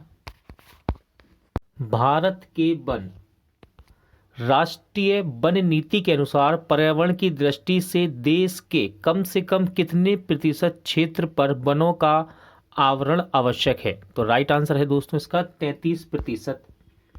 केंद्र सरकार द्वारा नई वन नीति की घोषणा किस वर्ष की गई? राइट आंसर हो जाएगा 1988 में। ठीक है, 1988 में नई वन नीति की घोषणा की गई। भारतीय वन सर्वेक्षण विभाग का मुख्यालय कहाँ है? इंपॉर्टेंट क्वेश्चन हो जाता है ये। राइट आंसर है देहरादून में है। कहाँ पर? देहरादून में। भारत में वन अनुसंधान संस्थान कहाँ स्थित है? देहरादून में। देहरादून में भारत का वन अनुसंधान संस्थान है, ध्यान रखिएगा। राष्ट्रीय पर्यावरण शोध संस्थान कहाँ स्थित है? सही आंसर हो जाएगा महाराष्ट्र के नागपुर में। भारत में वृक्षारोपण उत्सव, जिसे वन महोत्सव के नाम से जाना जाता है, के जन्मदाता हैं? तो याद रखिएगा, वन महोत्सव के जन्मदाता हैं के.एम. मुंशी। वन रोपण प्रक्रिया है, तो वन रोपण प्रक्रिया और पेड़ लगाने की एक प्रक्रिया है। देश के कुल क्षेत्रफल के कितने प्रतिशत भूभाग पर वनों का आवरण है? तो राइट आंसर है 21.05%। पश्चिमी हिमालय संस्थान प्रदेश के प्रमुख संसाधन हैं, तो ये है वन। ठीक है, वन। किस राज्य के कुल भौगोलिक क्षेत्रफल के सबसे कम भाग पर वनों का विस्तार है? तो राइट आंसर है आपका हरियाणा। पारिस्थितिकी संतुलन बनाए रखने के लिए न्यूनतम वन आवरण अनिवार्य है, तो यह है संपूर्ण भूमि का 33%। ठीक है, वृक्षादित क्षेत्र सर्वाधिक है, तो यह है पूर्व डेक्कन राज्य में। ठीक है, पूर्व डेक्कन में। भारत में अधिकांश वन संपदा का मालिक है, क्वेश्चन है वन संपदा का मालिक है, तो यह है राज्य। भारत में मैनग्रोव वनस्पति मुख्यतः पाई जाती है, देखिए इंपॉर्टेंट क्वेश्चन है, मैनग्रोव वनस्पति ये पाई जाती है सुंदरवन में। नीलगिरी पहाड़ियों में पेड़ की सामान्य जाति क्या है? तो यह है टीक। ठीक है, जिसको हम सागुन भी कहते हैं। भारत में अति सघन वनों का सर्वाधिक क्षेत्र किस राज्य में पाया जाता है? तो ये पाया जाता है अरुणाचल प्रदेश में। किसे वैश्विक विरासत का वन माना जाता है? तो वैश्विक विरासत का वन माना जाता है सुंदरवन। ठीक है, जो कि पश्चिम बंगाल में है। भारत के राज्यों में किस में सागौन का वन पाया जाता है? तो सागौन का वन ये पाया जाता है आपका मध्य प्रदेश में। ठीक है, मध्य प्रदेश। देश के सर्वाधिक क्षेत्रफल पर किस प्रकार के वन पाए जाते हैं? तो सर्वाधिक क्षेत्रफल पर उष्णार्द्र पतझड़ वन पाए जाते हैं। दलदली अथवा ज्वार भाटा क्षेत्रों में पाए जाने वाले वन को क्या कहते हैं? तो इसको बोला जाता है मैनग्रोव। क्या कहते हैं? Mangrove one. भारत में मैनग्रोव वनस्पति का सर्वाधिक विस्तार किस राज्य में है? तो यह है आपका पश्चिम बंगाल में। भारत में चंदन की लकड़ी के सबसे अधिक वन कहाँ पाए जाते हैं? तो नीलगिरी की पहाड़ियों पर पाए जाते हैं चंदन की लकड़ी के सबसे अधिक वन। साइलेंट वैली के चर्चित होने का कारण क्या है? तो देखिए, इसका चर्चित होने का कारण है जैव विविधता एवं सदाबहार वन का संरक्षण। ठीक है, फूलों की घाटी कहाँ स्थित है? इंपॉर्टेंट क्वेश्चन है। फूलों की घाटी स्थित है उत्तराखंड में। शांत घाटी कहाँ स्थित है? तो शांत घाटी है केरल में। पश्चिमी घाट पर पाई जाने वाली वनस्पति का प्रकार कैसा है? तो यह है सदाहरित। ठीक है, सदाहरित। किन पहाड़ियों पर उष्ण कटिबंधीय सदाबहार वन पाए जाते हैं? तो ये पाए जाते हैं नीलगिरी की पहाड़ियों पर। कौन सा राज्य शहतूत रेशम उत्पादित करता है? तो सही आंसर है कर्नाटक। गंगा ब्रह्मपुत्र के डेल्टाई क्षेत्रों में किस वृक्ष की अधिकता के कारण इसे सुंदरवन कहा जाता है? तो देखिए ये आंसर है आपका सुंदरी। ठीक है, सुंदरी। भारत में चंदन की लकड़ी के लिए प्रसिद्ध राज्य है? तो आपका आंसर रहेगा कर्नाटक। ठीक है। तेंदुपत्ते का मुख्य उत्पादक राज्य कौन सा है? तो आंसर है आपका मध्य प्रदेश। ठीक है, तेंदुपत्ते का मुख्य उत्पादक राज्य मध्य प्रदेश है। भारत में जैव विविधता के ताप स्थल हैं? तो ये है पूर्वी हिमालय व पश्चिमी घाट। ठीक है, पूर्वी हिमालय व पश्चिमी घाट। भोजपत्र वृक्ष मिलता है? क्वेश्चन है भोजपत्र वृक्ष मिलता है, तो ये हिमालय में मिलता है। लीसा प्राप्त होता है? तो चीड़ के वृक्ष से प्राप्त होता है लीसा। एक क्वेश्चन बनता है, देखिए पहले हम इसको देखेंगे। सागौन तथा साल किसके उत्पादक हैं? तो ये उष्ण कटिबंधीय शुष्क पतझड़ी वन के उत्पाद हैं। क्वेश्चन है निम्नलिखित में से किसका सुमेल नहीं है? तो देखिए इस प्रकार के क्वेश्चन में समय लगता है, आप वीडियो को रोक कर भी आंसर लगा सकते हैं। मैं आंसर लगाता हूं सही। सही आंसर है ऑप्शन डी, बेम्बानाद कर्नाटक। ठीक है, ये सुमेल सही नहीं है। चलिए आगे बढ़ते हैं। सामाजिक वानिकी में प्रयुक्त बहुउद्देशीय वृक्ष का एक उदाहरण है? तो ये है खेजरी। ठीक है, खेजरी। लंबी जड़ों तथा नुकीले कांटों अथवा सूल युक्त झाड़ियों और लघु वृक्षों वाले आरक्षित अवरोध वन सामान्य रूप से पाए जाते हैं? तो ये पाए जाते हैं पश्चिमी आंध्र प्रदेश में। अब देखिए कुछ मोस्ट इंपॉर्टेंट यहाँ पर फैक्ट हैं, इन्हें हम देख लेते हैं। देखिए बल्ब जल रहा है भाई, तो बल्ब का मतलब है सारे ही क्वेश्चन इंपॉर्टेंट हैं और एग्जाम में पूछे गए हैं कहीं ना कहीं। तो पहला क्वेश्चन है भारत में वन महोत्सव कब मनाया जाता है? तो जुलाई के प्रथम सप्ताह में। अगला है फॉरेस्ट रिसर्च इंस्टीट्यूट कहाँ स्थित है? तो ये देहरादून में है। कहाँ पर? उत्तराखंड के देहरादून में। भारतीय वन सर्वेक्षण का कार्यालय कहाँ स्थित है? आंसर है देहरादून में। चिपको आंदोलन का संबंध किससे है? तो चिपको आंदोलन का संबंध है वनों के काटने से रोकने को। चिपको आंदोलन किसने चलाया था? तो राइट आंसर है सुंदरलाल बहुगुणा। केंद्र सरकार ने नई वन नीति की घोषणा कब की? आंसर है 1988 में। राष्ट्रीय पर्यावरण शोध संस्थान कहाँ है? तो ये नागपुर में है। देखिए सारे ही क्वेश्चन इंपॉर्टेंट हैं, एग्जाम में पूछे गए हैं सभी। Indian institute of forest management की स्थापना कब और कहाँ हुई? तो 1981 में हुई, भोपाल में।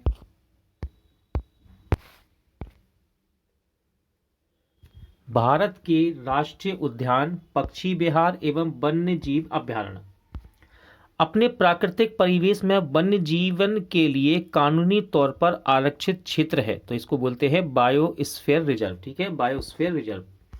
वह राज्य जहां सुल्तानपुर पक्षी विहार स्थित है? तो आंसर रहेगा आपका हरियाणा। ठीक है, हरियाणा में है सुल्तानपुर पक्षी विहार। दुधवा राष्ट्रीय उद्यान कहाँ स्थित है? राइट आंसर है उत्तर प्रदेश में। कौन सा अभ्यारण्य जंगली हाथियों के लिए प्रसिद्ध है? तो जंगली हाथियों के लिए प्रसिद्ध है पेरियर। दाची गाम वन्य जीव अभ्यारण्य किस राज्य में है? तो दाची गाम याद रखिएगा, दाची गाम वन्य जीव अभ्यारण्य जम्मू कश्मीर में है। सरिस्का पक्षी विहार कहाँ स्थित है? इंपॉर्टेंट क्वेश्चन होता है। सरिस्का पक्षी विहार ये राजस्थान में है। विश्व का एकमात्र प्लावी राष्ट्रीय पार्क कहाँ स्थित है? तो प्लावी राष्ट्रीय पार्क ये आपका मणिपुर में है। इंपॉर्टेंट क्वेश्चन, काजीरंगा किसके लिए जाना जाता है? तो काजीरंगा राष्ट्रीय उद्यान गैंडा के लिए जाना जाता है। ठीक है, एक सींग वाले गैंडा के लिए। नल सरोवर पक्षी अभ्यारण्य किस राज्य में है? तो नल सरोवर पक्षी अभ्यारण्य ये गुजरात में है। पेरियार गेम अभ्यारण्य प्रसिद्ध है? तो जंगली हाथियों के लिए है ये। काजीरंगा राष्ट्रीय उद्यान कहाँ स्थित है? आंसर हो जाएगा असम में। केवला देव घाना पक्षी विहार कहाँ अवस्थित है? आंसर है भरतपुर राजस्थान में। नंदा देवी जीव मंडल किस राज्य में स्थित है? राइट आंसर है उत्तराखंड में। मानस पशु विहार किस राज्य में है? इंपॉर्टेंट है मानस, ध्यान रखिएगा, ये आपके असम में है। कहाँ पर? असम में। अभ्यारण्य राइनो के लिए जाना जाता है? तो देखिए राइनो के लिए जाना जाता है काजीरंगा। ठीक है, राइनो के लिए कौन जाना जाता है? काजीरंगा। किस राज्य में राष्ट्रीय उद्यान बेली ऑफ फ्लावर्स स्थित है? तो ये है आपका उत्तराखंड में। मधुमलाई पशु विहार प्रसिद्ध है? तो ये बयाग्रो के लिए प्रसिद्ध है। ठीक है, गिर राष्ट्रीय उद्यान जो एशियाई शेरों के लिए प्रसिद्ध है स्थित है? इंपॉर्टेंट क्वेश्चन है। गिर राष्ट्रीय उद्यान एशियाई शेरों के लिए प्रसिद्ध है, ये गुजरात में है। राजाजी राष्ट्रीय पार्क एक प्राकृतिक आवास है? तो ये एशियाई हाथियों का है। ठीक है, एशियाई हाथियों का। भारत का प्रथम राष्ट्रीय उद्यान कौन सा है? इंपॉर्टेंट क्वेश्चन है, तो इसका नाम है कॉर्बेट राष्ट्रीय उद्यान। ठीक है, भारत का प्रथम तितली उद्यान कहाँ स्थित है? तो बन्नरघट्टा जैविक उद्यान, ये बेंगलोर में है। ठीक है, ये भारत का पहला तितली उद्यान है। भारतीय प्राणी विज्ञान सर्वेक्षण की स्थापना कब और कहाँ की गई थी? तो ये की गई 1916 में कोलकाता में। भारतीय वनस्पतिक सर्वेक्षण विभाग की स्थापना कब और कहाँ की गई? तो 1970 में की गई, कोलकाता में। भारत में सबसे बड़ा बाघ अभ्यारण्य कौन सा है? तो यह है Corbett. National would fossil park स्थित है तो यह है आपका जैसलमेर में। दाची गाम राष्ट्रीय उद्यान जो कि जम्मू कश्मीर में है, मुख्य रूप से यहाँ पाया जाता है? तो यहाँ पर तेंदुआ पाया जाता है। भारतीय वनों में से किसमें से बाघ विलीन हो गए हैं? तो यह है सरिस्का वाइल्ड लाइफ सेंचुरी। ठीक है, कौन एक टॉप स्लिप के नाम से जाना जाता है? तो इंदिरा गांधी वन्यजीव अभ्यारण्य एवं राष्ट्रीय उद्यान। बुक्सा बाघ परियोजना भारत के किस राज्य में स्थित है? तो ध्यान रखिएगा, बुक्सा कभी कभी बक्सा भी लिख के आता है यहाँ पर। ठीक है, तो ये पश्चिम बंगाल में है। विश्व वन्य जीव कोष का प्रतीक क्या है? इंपॉर्टेंट क्वेश्चन है। तो विश्व वन्य जीव कोष का प्रतीक लाल पांडा है। एक सींग वाला गैंडा निम्नलिखित प्रदेशों में पाया जाता है? तो ये पश्चिम बंगाल और असम में पाया जाता है। जीव मंडल आरक्षित क्षेत्रों की पहली परियोजना स्कीम कौन सी थी? तो इसका नाम है नीलगिरी जीव मंडल आरक्षित क्षेत्र। भारत में सर्वाधिक जैव विविधता पाई जाती है? आंसर है आपका शांत घाटी में। भारतीय गैंडे कहाँ पाए जाते हैं? तो काजीरंगा अभ्यारण्य में पाए जाते हैं भारतीय गैंडे। बांदीपुर प्रोजेक्ट टाइगर रिजर्व किस राज्य में स्थित है? तो बांदीपुर प्रोजेक्ट टाइगर रिजर्व ये कर्नाटक में है। कान्हा राष्ट्रीय उद्यान किस राज्य में है? इंपॉर्टेंट रहता है, कान्हा राष्ट्रीय उद्यान ये मध्य प्रदेश में है दोस्तों, मध्य प्रदेश में। इंपॉर्टेंट क्वेश्चन आया एक। रणथंभौर वन्यजीव अभ्यारण्य यह भारत के किस प्रदेश में है तथा किसके लिए प्रसिद्ध है? तो देखिए रणथंभौर वन्यजीव अभ्यारण्य राजस्थान में है और बब्बर शेर के लिए प्रसिद्ध है। जिम कॉर्बेट राष्ट्रीय उद्यान कहाँ है? तो ये आपका पड़ता है उत्तराखंड में। ठीक है, सबसे ज्यादा पूछा जाने वाला क्वेश्चन है ये। चिपको आंदोलन के प्रमुख नेता कौन थे? तो इनका नाम था सुंदरलाल बहुगुणा। वन्य जीव संरक्षण अधिनियम कब बनाया गया? तो 1972 में बनाया गया दोस्तों। वन्य जीव संरक्षण अधिनियम कब बनाया गया? 1972 में। किस राज्य अथवा केंद्र शासित प्रदेश में सबसे ज्यादा वन्य जीव अभ्यारण्य है? तो ये अंडमान निकोबार द्वीप समूह में है। कौन सी एक विशाल कृंतक है जो पेड़ों के ऊपर रहती है? तो इसका नाम है भारतीय विशाल गिलहरी। ठीक है, भारत की मिट्टियां। भारत के सर्वाधिक क्षेत्र पर किस प्रकार की मिट्टी का विस्तार पाया जाता है? तो यह है आपकी जलोढ़ मिट्टी। पुरानी जलोढ़ मिट्टी को अन्य किस नाम से जाना जाता है? तो ध्यान रखिएगा, इसको बांगर के नाम से जाना जाता है। भारत के उत्तरी मैदान की मृदा सामान्यतः कैसी बनी है? तो यह है तलोचन से। ठीक है, तलोचन से बनी है। गंगा के जलोढ़ मिट्टी की भूमि सतह के नीचे है लगभग, तो यह है 600 मीटर नीचे। गंगा के मैदानों की पुरानी कछारी मिट्टी कहलाती है, तो इसको बोला जाता है बांगर। ठीक है, बांगर मिट्टी। किस प्रकार की मिट्टी के लिए न्यूनतम उर्वरता की आवश्यकता होती है? राइट आंसर है लाल मिट्टी। कौन सी मिट्टी प्रायद्वीपीय भारत में अधिकतम क्षेत्र पर विस्तृत है? तो यह है आपकी काली मिट्टी। कपास की खेती के लिए सर्वोत्तम मिट्टी कौन सी है? तो कपास की खेती के लिए सबसे अच्छी मिट्टी है काली मिट्टी। लावा के प्रभाव से किस मिट्टी का निर्माण होता है? तो लावा के प्रभाव से बनती है काली मिट्टी। काली मिट्टी किस फसल की खेती के लिए सर्वाधिक उपयोगी है? तो अभी हमने पढ़ा था कपास के लिए। किस मिट्टी में कृषि के लिए सिंचाई की आवश्यकता नहीं होती है? तो देखिए इंपॉर्टेंट क्वेश्चन है, तो ये है आपकी काली मिट्टी। ठीक है, चलिए यहाँ पर देखिए क्वेश्चन आता है, भारत की निम्न मिट्टियों में से कौन बेसाल्ट लावा के अपक्षय के कारण निर्मित होती है? तो इसका नाम है रेगूर मिट्टी। ठीक है, अब देखिए क्वेश्चन के नीचे एक और क्वेश्चन है, रेगूर मिट्टी किसका नाम है? तो ये काली मिट्टी का ही नाम है। ठीक है, ध्यान रखिएगा। अब देखिए युक्ति ज्ञान क्या कहता है, युक्ति ज्ञान कह रहा है भाई, काली मिट्टी को स्थानीय रूप से रेगूर या कपास मिट्टी या उष्ण कटिबंधीय चरनोजम आदि अलग अलग नामों से जाना जाता है। ठीक है, याद रखिएगा, युक्ति ज्ञान इंपॉर्टेंट है। किस मिट्टी को सिंचाई की कम आवश्यकता होती है क्योंकि यह नमी रोक कर रखती है, वह कौन सी है? तो यह आपकी काली मिट्टी। ठीक है, चलिए आगे बढ़ते हैं। भारत में लाल मिट्टी का सर्वाधिक विस्तार पाया जाता है, तो ये आंध्र प्रदेश तथा तमिलनाडु में है लाल मिट्टी का सर्वाधिक विस्तार। लेटेराइट मिट्टी महत्वपूर्ण रूप से पाई जाती है, तो मालाबार तटीय क्षेत्र में पाई जाती है। भारत में कौन मृदा समूह लोहे का अतिरेक होने के कारण अनुवर होता जा रहा है? तो यह है लेटेराइट मिट्टी। धान की खेती के लिए अति उपजाऊ कौन सी मिट्टी होती है? तो इसको बोलते हैं दोमट मिट्टी। ठीक है, मृदा अपरदन को रोका जा सकता है, तो वनारोपण करके। ठीक है, पेड़ों को लगाकर। आगे बढ़ते हैं, महाराष्ट्र में सर्वाधिक मात्रा में पाई जाने वाली उपलब्ध मृदा का प्रकार है, तो यह है आपकी काली मिट्टी। मखरेला, देखिए लेटराइट मिट्टी को ही मखरेला कहते हैं, ध्यान रखिएगा। ठीक है, मखरेला लेटराइट मिट्टी किसका परिणाम होता है? तो ये होता है निथरन यानी कि लीचिंग का परिणाम होता है। अपर्दन के प्रकारों में से किसका कारण चंबल के गड्ढे बने हैं? तो ये बने हैं गली यानी कि अवनलिका। किस प्रकार की मिट्टी में कार्बनिक पदार्थों की अधिकता होती है? तो कार्बनिक पदार्थों की अधिकता होती है काली मिट्टी में। ठीक है, किस किस्म की मिट्टी में जिप्सम का प्रयोग करके उसे फसल उगाने उपयुक्त बनाया जाता है? तो आंसर है अम्लीय मिट्टी में। इंपॉर्टेंट क्वेश्चन है, किस राज्य में भारत की सबसे बड़ी अंतर्देशीय लवणीय आर्द्र भूमि है? तो यह है राजस्थान। ठीक है, ध्यान रखना। भारत में सिंचाई के साधन, भारत में सिंचाई का प्रमुख साधन है, तो याद रखिएगा कुएं एवं नलकूप भारत में सिंचाई का प्रमुख साधन है। देश के कुल सिंचित क्षेत्र में नहरों की भागीदारी कितनी है? तो नहरों की भागीदारी है 31.1%।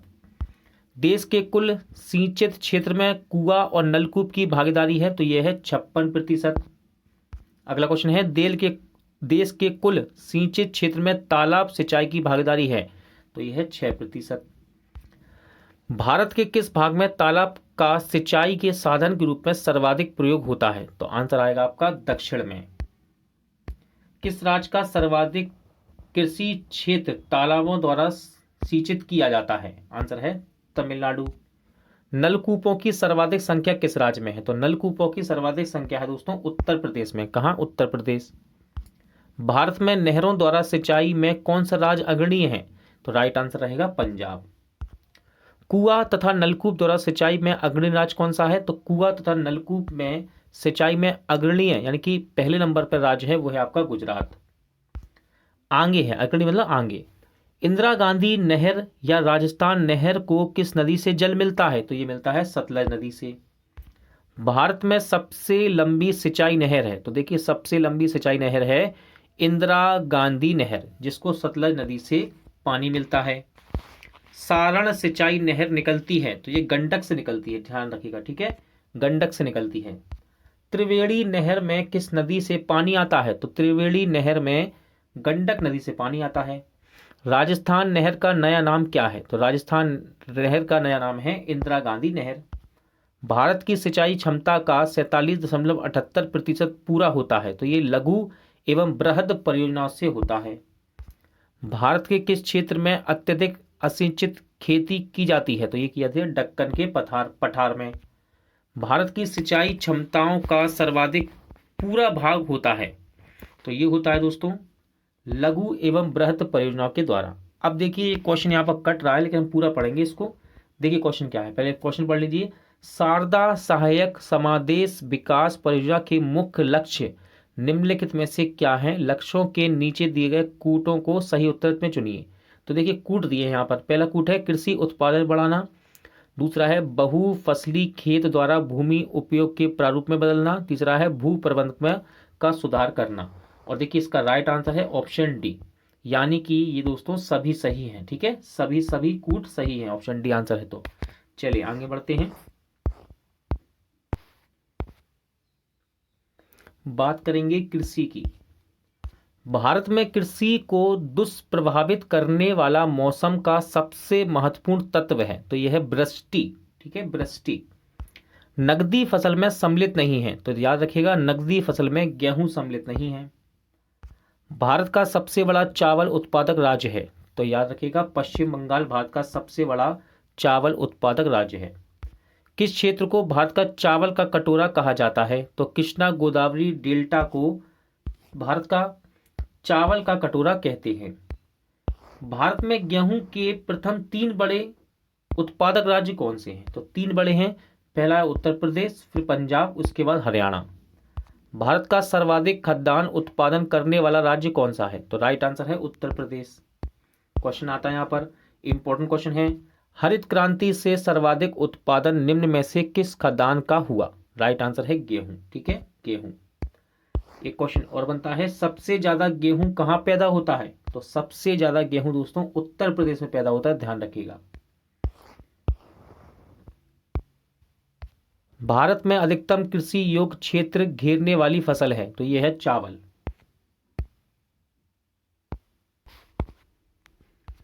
उस खाद्य फसल का नाम बताइए जो भारत में सबसे अधिक उपज देती है, तो यह है आपकी चावल। नेक्स्ट है, भारत का कौन सा राज्य जूट प्रमुख उत्पादक है? आंसर हो जाएगा पश्चिम बंगाल। भारत में सर्वोत्तम चाय कहाँ पैदा होती है? तो सर्वोत्तम चाय पैदा होती है दार्जिलिंग में। भारत में सबसे ज़्यादा चाय किस राज्य में पैदा होती है? तो सबसे ज़्यादा चाय पैदा होती है असम में। भारत का कॉफ़ी अनुसंधान संस्थान कहाँ स्थित है? तो भारत का कॉफ़ी अनुसंधान संस्थान कुर्ग में स्थित है। भारत का सबसे बड़ा गन्ना उत्पादक राज्य कौन सा है? तो सबसे बड़ा गन्ना उत्पादक राज्य है उत्तर प्रदेश। कौन सा है? उत्तर प्रदेश। भारत में प्राकृतिक रबड़ का सबसे अधिक उत्पादन राज्य किस राज्य में होता है? तो ये होता है केरल में। नीली क्रांति किससे संबंधित है? इंपॉर्टेंट क्वेश्चन है। नीली क्रांति दोस्तों मत्स्य उत्पादन से संबंधित है। किस राज्य को भारत का धान्य भंडार के रूप में जाना जाता है? तो भारत का धान्य भंडार के रूप में पंजाब को जाना जाता है। हरित क्रांति का अर्थ क्या है? तो देखिए कृषि की आधुनिक विधियों का उपयोग कर प्रति एकड़ फसल की उपज को बढ़ाना हरित क्रांति का अर्थ है। भारत में हरित क्रांति का जनक किसे कहते हैं? इंपॉर्टेंट क्वेश्चन, ध्यान रखिएगा। भारत में हरित क्रांति का जनक कहते हैं डॉक्टर एम.एस. स्वामीनाथन को। ठीक है। भारत का सबसे बड़ा मूंगफली उत्पादन राज्य है, तो देखिए मूंगफली का सबसे बड़ा उत्पादन राज्य है गुजरात। भारत का सबसे बड़ा सोयाबीन उत्पादक राज्य है, तो सोयाबीन सबसे ज़्यादा होता है मध्य प्रदेश में। काजू का सबसे बड़ा उत्पादक राज्य है, इंपॉर्टेंट क्वेश्चन, आंसर है केरल। मध्य प्रदेश विशालतम उत्पादक है, तो देखिए मध्य प्रदेश में विशालतम उत्पादन होता है दालों का। किसका? दालों का। सबसे अधिक मात्रा में केसर मिलता है, तो देखिए केसर सबसे ज़्यादा मात्रा में मिलता है जम्मू कश्मीर में। भारत में रेशम का सबसे अधिक उत्पादन करने वाला राज्य कौन सा है? तो रेशम का सबसे ज़्यादा उत्पादन करने वाला राज्य है कर्नाटक। फल उत्पादन में भारत का विश्व में कौन सा स्थान है? तो देखिए फल उत्पादन में भारत का पहला स्थान है। सब्जी उत्पादन में भारत का विश्व में कौन सा स्थान है? तो ये है आपका दूसरा स्थान सब्जी में। फल में पहला है और सब्जी में दूसरा है। अब दूध की बात करें, दुग्ध उत्पादन में भारत का कौन सा स्थान है विश्व में? तो देखिए पहला स्थान है दूध के उत्पादन में। भारत में दूध उत्पादन में अग्रणी राज्य कौन सा है? तो राइट आंसर है उत्तर प्रदेश। भारत में ऑपरेशन फ्लड कार्यक्रम का प्रारंभ कब हुआ था? तो ऑपरेशन फ्लड कार्यक्रम प्रारंभ हुआ 1970 में। श्वेत क्रांति संबंधित है, व्हाइट रेवोल्यूशन, ये है आपकी दुग्ध उत्पादन से। ऑपरेशन फ्लड संबंधित है, तो ये भी दोस्तों दुग्ध उत्पादन से है। भारत में श्वेत क्रांति का जनक किसे माना जाता है? बहुत ही ज़्यादा इंपॉर्टेंट क्वेश्चन है ये, और राइट आंसर है डॉक्टर बी कुरियन को। भारतीय कृषि का इतिहास किसने लिखा? तो भारतीय कृषि का इतिहास एम.एस. रंधावा ने लिखा है। किसने? एम.एस. रंधावा ने। देखिए क्वेश्चन यहाँ पर आया एक, देश में एग्रो इकोलॉजिकल क्षेत्र है तो ये आपके 20। देश का पहला कृषि विश्वविद्यालय तो ये है GBPAU पंतनगर, ठीक है, पंतनगर याद रखिएगा, देश का पहला कृषि विश्वविद्यालय है ये। हरित क्रांति से गहरा संबंध रहा है, इंपॉर्टेंट क्वेश्चन है, हरित क्रांति से गहरा संबंध रहा है तो डॉक्टर स्वामीनाथन का। भारत में सोयाबीन का सबसे अधिक उत्पादन किस राज्य में होता है, हम पढ़ चुके, आंसर लगा सकते हैं इसका, सबसे ज्यादा होता है मध्य प्रदेश में, ठीक है। सोयाबीन का सबसे ज्यादा उत्पादन कहाँ होता है, मध्य प्रदेश में। गुलाबी क्रांति किससे संबंधित है, इंपॉर्टेंट क्वेश्चन है, पिंक रेवोल्यूशन तो ये है झींगा उत्पादन से, झींगा मछली की बात कर रहा है, झींगा उत्पादन। गोल क्रांति यानी कि राउंड गोल क्रांति संबंधित है आलू उत्पादन से, ठीक है, आलू उत्पादन संबंधित है। भारत का सर्वाधिक पटसन उत्पादक राज्य है तो ये है आपका पश्चिम बंगाल। भारत में सर्वाधिक गेहूं उत्पादन राज्य कौन सा है, आंसर है उत्तर प्रदेश, ठीक है, पटसन पश्चिम बंगाल में और गेहूं उत्तर प्रदेश में। भारत में सबसे अधिक कॉफी उत्पन्न करने वाला राज्य कौन सा है, तो कॉफी सबसे ज्यादा उत्पन्न होती है कर्नाटक में, ठीक है। चलिए क्वेश्चन आ रहा है यहाँ पर, भारत के किस राज्य में सर्वाधिक कॉफी का उत्पादन किया जाता है, राइट आंसर क्या रहेगा, कर्नाटक, अभी हमने पढ़ा था। भारत में किस खाद्य फसल का उत्पादन सबसे अधिक होता है, तो देखिए ये आपकी चावल, ठीक है, ध्यान रखिएगा। किस फसल के लिए पानी की अधिकता आवश्यक है लेकिन जमाव नहीं, इंपॉर्टेंट क्वेश्चन है, ये क्वेश्चन रिपीट होता है, आंसर है चाय।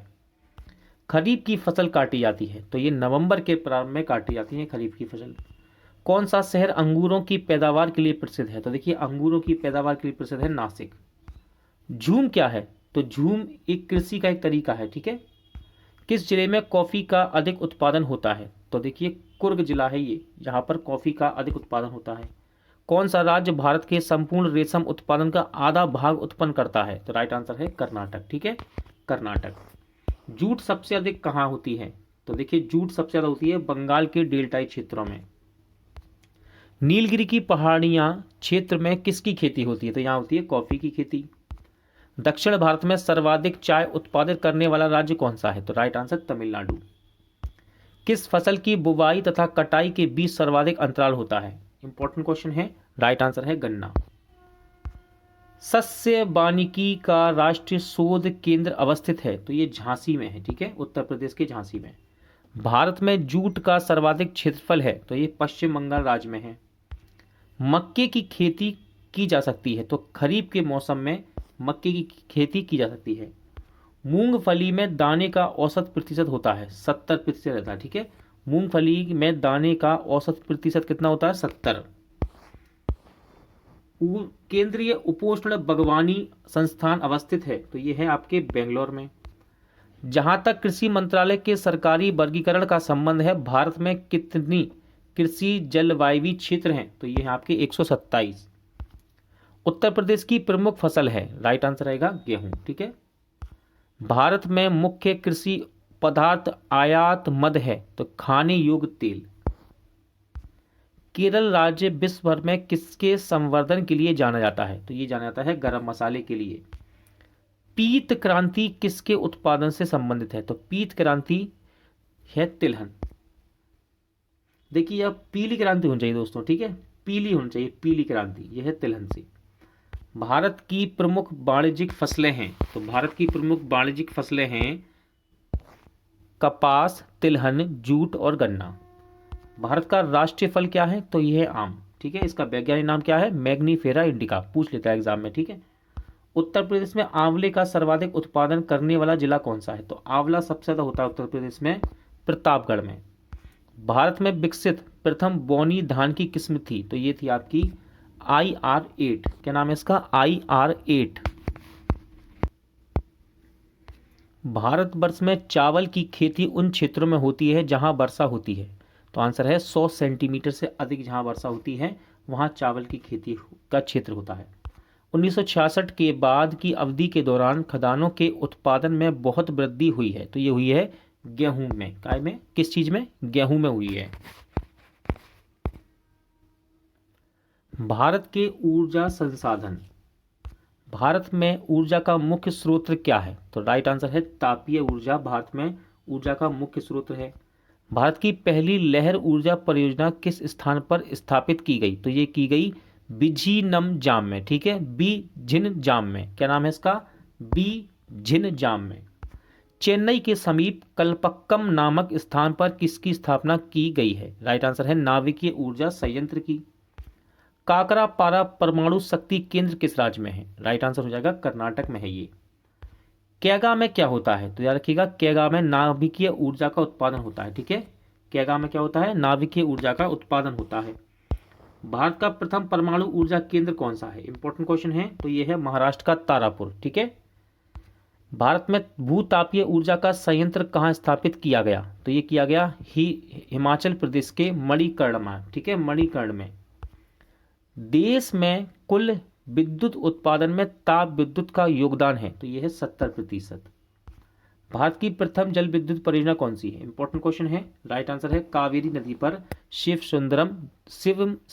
समुद्रम परियोजना भारत की प्रथम जल विद्युत परियोजना है। एशिया की पहली भूमिगत जल विद्युत परियोजना भारत के किस राज्य में स्थित है? तो ये आपके हिमाचल प्रदेश में। भारत में विद्युत आपूर्ति सबसे पहले कहाँ शुरू हुई? तो ये हुई दार्जिलिंग में। कहाँ पर? दार्जिलिंग में। ओबरा शहर किसके लिए प्रसिद्ध है? तो देखिए, ओबरा शहर प्रसिद्ध है थर्मल पावर प्लांट के लिए। प्रथम जल विद्युत शक्ति केंद्र कहाँ पर स्थापित किया गया था? तो ये किया गया था शिव समुद्रम में, ठीक है। इंपॉर्टेंट क्वेश्चन ध्यान रखना। भारत के वाणिज्यिक ऊर्जा की कितने प्रतिशत पूर्ति कोयले से होती है? तो ये होती है 67%। कौन सा भारत में वाणिज्यिक ऊर्जा का प्रधान स्रोत है? तो यह है कोयला। उड़ान एक गैस आधारित शक्ति परियोजना है, यह है महाराष्ट्र की। किस राज्य की है? महाराष्ट्र की। केंद्रीय जल एवं विद्युत शोध केंद्र कहाँ स्थित है? तो यह है खड़गवासला में। कहाँ पर? खड़गवासला में। भारत में सबसे ज्यादा ताप विद्युत उत्पन्न करने वाला राज्य कौन सा है? तो यह है आपका महाराष्ट्र। खनिज बात करेंगे दोस्तों, खनिज की। भारतीय खनिज पदार्थों का भंडार गृह कहलाता है, तो ये कहलाता है आपका छोटा नागपुर का पठार। कहाँ से उत्तम किस्म के लोहा अयस्क की प्राप्ति होती है? याद रखिएगा, बेलाडीला से। कहाँ से? बेलाडीला से उत्तम किस्म के लोहा अयस्क की प्राप्ति होती है। कुद्रेमुख लोहा खनिज परियोजना किस राज्य में स्थित है? तो ये है आपकी कर्नाटक में। कर्नाटक राज्य में स्थित बाबा बूंदन की पहाड़ियां किस खनिज के उत्खनन के लिए प्रसिद्ध हैं? तो ये लौह अयस्क के लिए प्रसिद्ध हैं। भारत में सर्वाधिक लोहा उत्पादन करने वाला राज्य कौन सा है? तो राइट आंसर है आपका छत्तीसगढ़। भारत में पाया जाने वाला अधिकांश लोहा अयस्क किस प्रकार का है? तो ये आपका हेमेटाइट प्रकार का है। कैसा है? हेमेटाइट प्रकार का। भारत में बॉक्साइट का सबसे बड़ा उत्पादक राज्य कौन सा है? सही आंसर है आपका उड़ीसा। जिप्सम प्रचुर मात्रा में कहाँ उपलब्ध है? राइट आंसर है राजस्थान में। कहाँ पर? जिप्सम प्रचुर मात्रा में कहाँ उपलब्ध है? राजस्थान में। कौन सा राज्य भारत में मैग्नीज का सर्वाधिक उत्पादन करता है? तो सही आंसर हो जाएगा मध्य प्रदेश। कोडरमा किस खनिज के उत्खनन के लिए प्रसिद्ध है? राइट आंसर रहेगा अभ्रक के लिए। अभ्रक के उत्पादन में भारत का विश्व में कौन सा स्थान है? तो राइट आंसर है प्रथम स्थान है। भारत में सर्वोत्तम श्रेणी का संगमरमर किस स्थान पर पाया जाता है? तो ये पाया जाता है मकराना में। गुजरात में बड़ौदा क्षेत्र की मोतीपुरा खान से कौन सा पत्थर निकाला जाता है? तो ये सफेद संगमरमर निकाला जाता है गुजरात के बड़ौदा क्षेत्र की मोतीपुरा खान से। पन्ना मध्य प्रदेश में एक बहुत महत्वपूर्ण स्थान है, यह किस खदान के लिए प्रसिद्ध है? राइट आंसर है हीरा के लिए। सोने की सर्वाधिक मात्रा उत्पादित करने वाला राज्य कौन सा है? सही आंसर होगा आपका कर्नाटक। कोलार स्वर्ण खदान किस राज्य में है? तो यह है आपकी कर्नाटक में। भारत के किस राज्य में विश्व का सबसे बड़ा थोरियम भंडार है? तो यह है आपका केरल में। कौन सा राज्य भारत में अभ्रक का सबसे प्रमुख उत्पादक है? राइट आंसर है झारखंड। किस आणविक खनिज के संचित भंडार की दृष्टि से भारत विश्व में प्रथम स्थान रखता है? तो ये रखता है थोरियम के लिए। टंगस्टन उत्पादन के लिए प्रसिद्ध डेगाना खान किस राज्य में स्थित है? आंसर हो जाएगा राजस्थान में। देश के कुल कोयला उत्पादन में झारखंड की भागीदारी कितनी है? तो झारखंड की भागीदारी है दोस्तों 40%। झारखंड में कोयला की खानें स्थित हैं, तो ये झरिया में स्थित है, ध्यान रखिएगा, झरिया में। पश्चिम बंगाल में रानीगंज का संबंध है, तो रानीगंज का संबंध है कोयला क्षेत्रों से। कोयला क्षेत्रों में किसके कोयला भंडार सर्वाधिक हैं? तो ये है झरिया की, ठीक है। भारत में सर्वाधिक कोयला भंडार पाए जाते हैं, तो सर्वाधिक कोयला भंडार भारत में झारखंड में पाए जाते हैं। कहां पर? झारखंड में। सबसे बढ़िया कोककारी कोयला प्राप्त किया जाता है, तो ये किया जाता है झरिया से। भारत में खनिज तेल के भंडार मुख्यतः किस प्रकार की चट्टान में पाए जाते हैं? तो ये पाए जाते हैं आपके अपसादी चट्टान में। भारत में खनिज तेल का उत्पादन सर्वप्रथम प्रारंभ किया गया था, तो ये डिगबोई में प्रारंभ किया गया। तेल एवं प्राकृतिक गैस आयोग यानी कि ओएनजीसी की स्थापना कब हुई थी? इंपॉर्टेंट क्वेश्चन है, आंसर है आपका 1956 में। बॉम्बे हाई संबंधित है, तो बॉम्बे हाई संबंधित है अपतट तेल क्षेत्र से। विश्व का सर्वोत्तम किस्म का अभ्रक प्राप्त होता है, तो ये हजारीबाग से प्राप्त होता है। कहां से? हजारीबाग से। भारत में ताम्र, स्वर्ण, लोहा, कोयला किस वर्ग के स्थानों से क्रमबद्ध हैं? तो देखिए क्षेत्रीय, कोलार, कुद्रेमुख और छरिया, ठीक है। यानी कि तांबा है क्षेत्रीय से, और सोना है कोलार से संबंधित, लोहा है कुद्रेमुख से, और कोयला है छरिया से। भारत की सबसे महत्वपूर्ण यूरेनियम खान कहाँ स्थित है? तो यह है जादूगोड़ा में। कहां पर? जादूगोड़ा में। भारत में टिन का अग्रणी उत्पादक है, तो देखिए टिन सबसे ज्यादा होता है, यानी कि अग्रणी राज्य है झारखंड।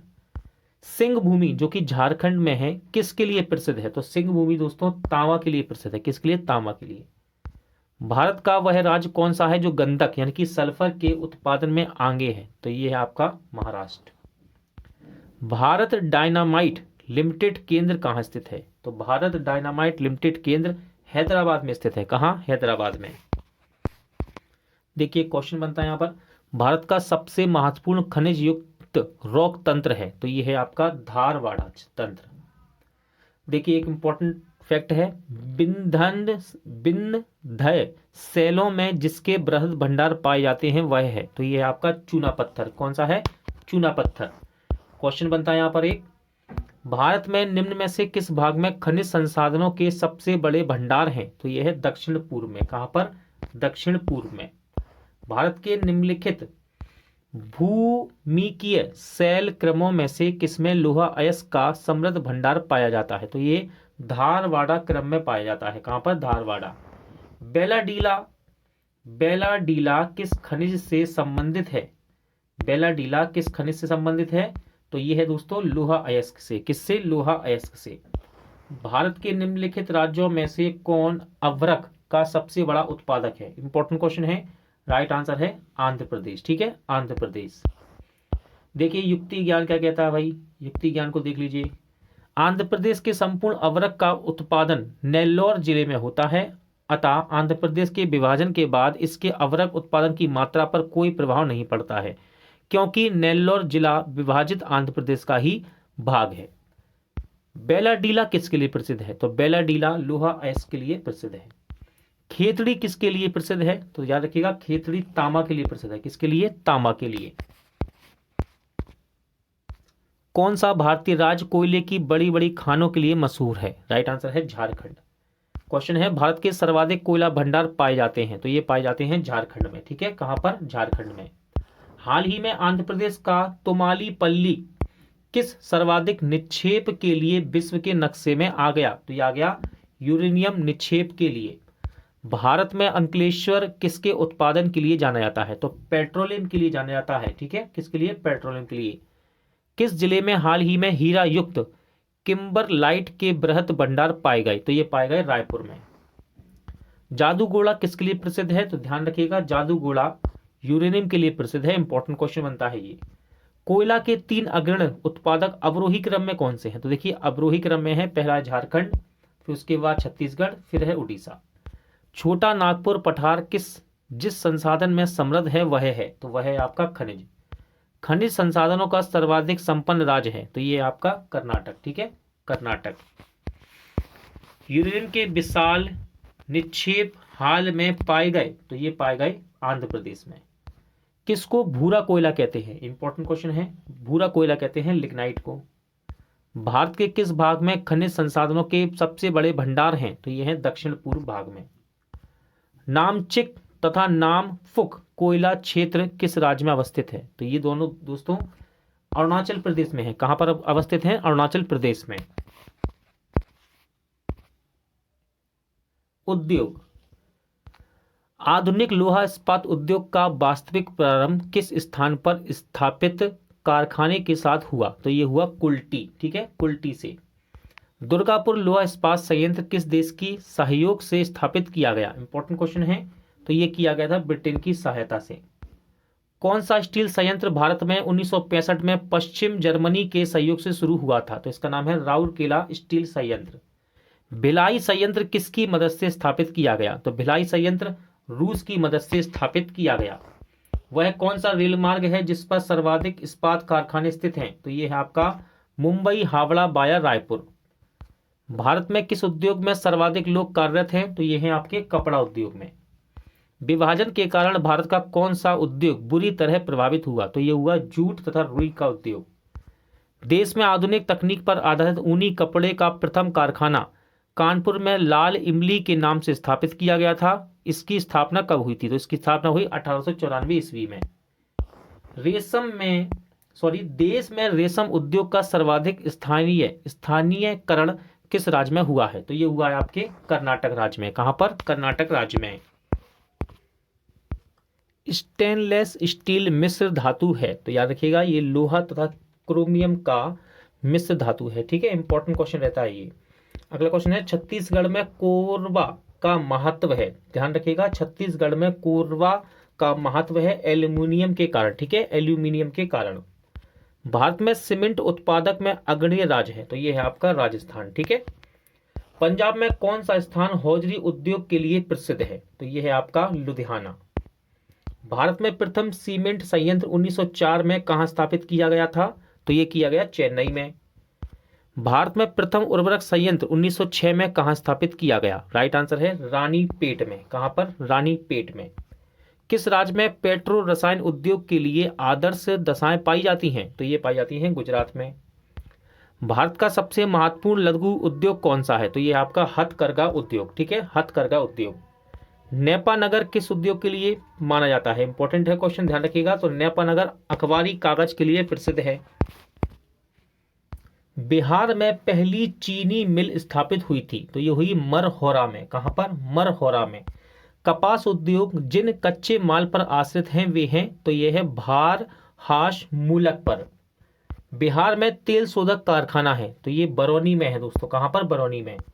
कौन सा प्रमुख उद्योग मुरी में स्थापित है? तो मुरी में है एल्यूमिनियम उद्योग। भारत में प्रथम सूती कपड़े का कारखाना कहां स्थापित किया गया? इंपॉर्टेंट क्वेश्चन, राइट आंसर है मुंबई में।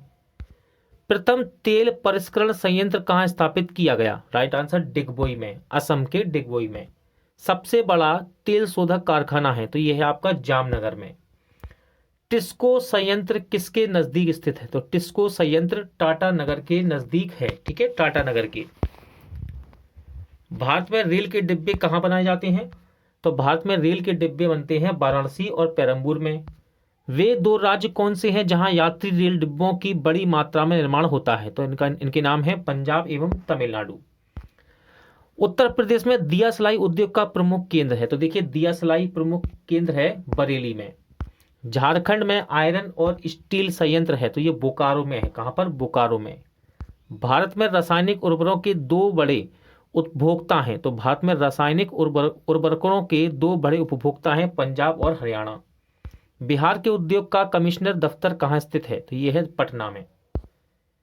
भारत के किस राज्य में चीनी को कटोरा कहा जाता है? क्वेश्चन है, भारत के किस राज्य को चीनी का कटोरा कहते हैं? तो उत्तर प्रदेश को कहते हैं दोस्तों। ठीक है, सबसे ज्यादा गन्ना यहीं होता है।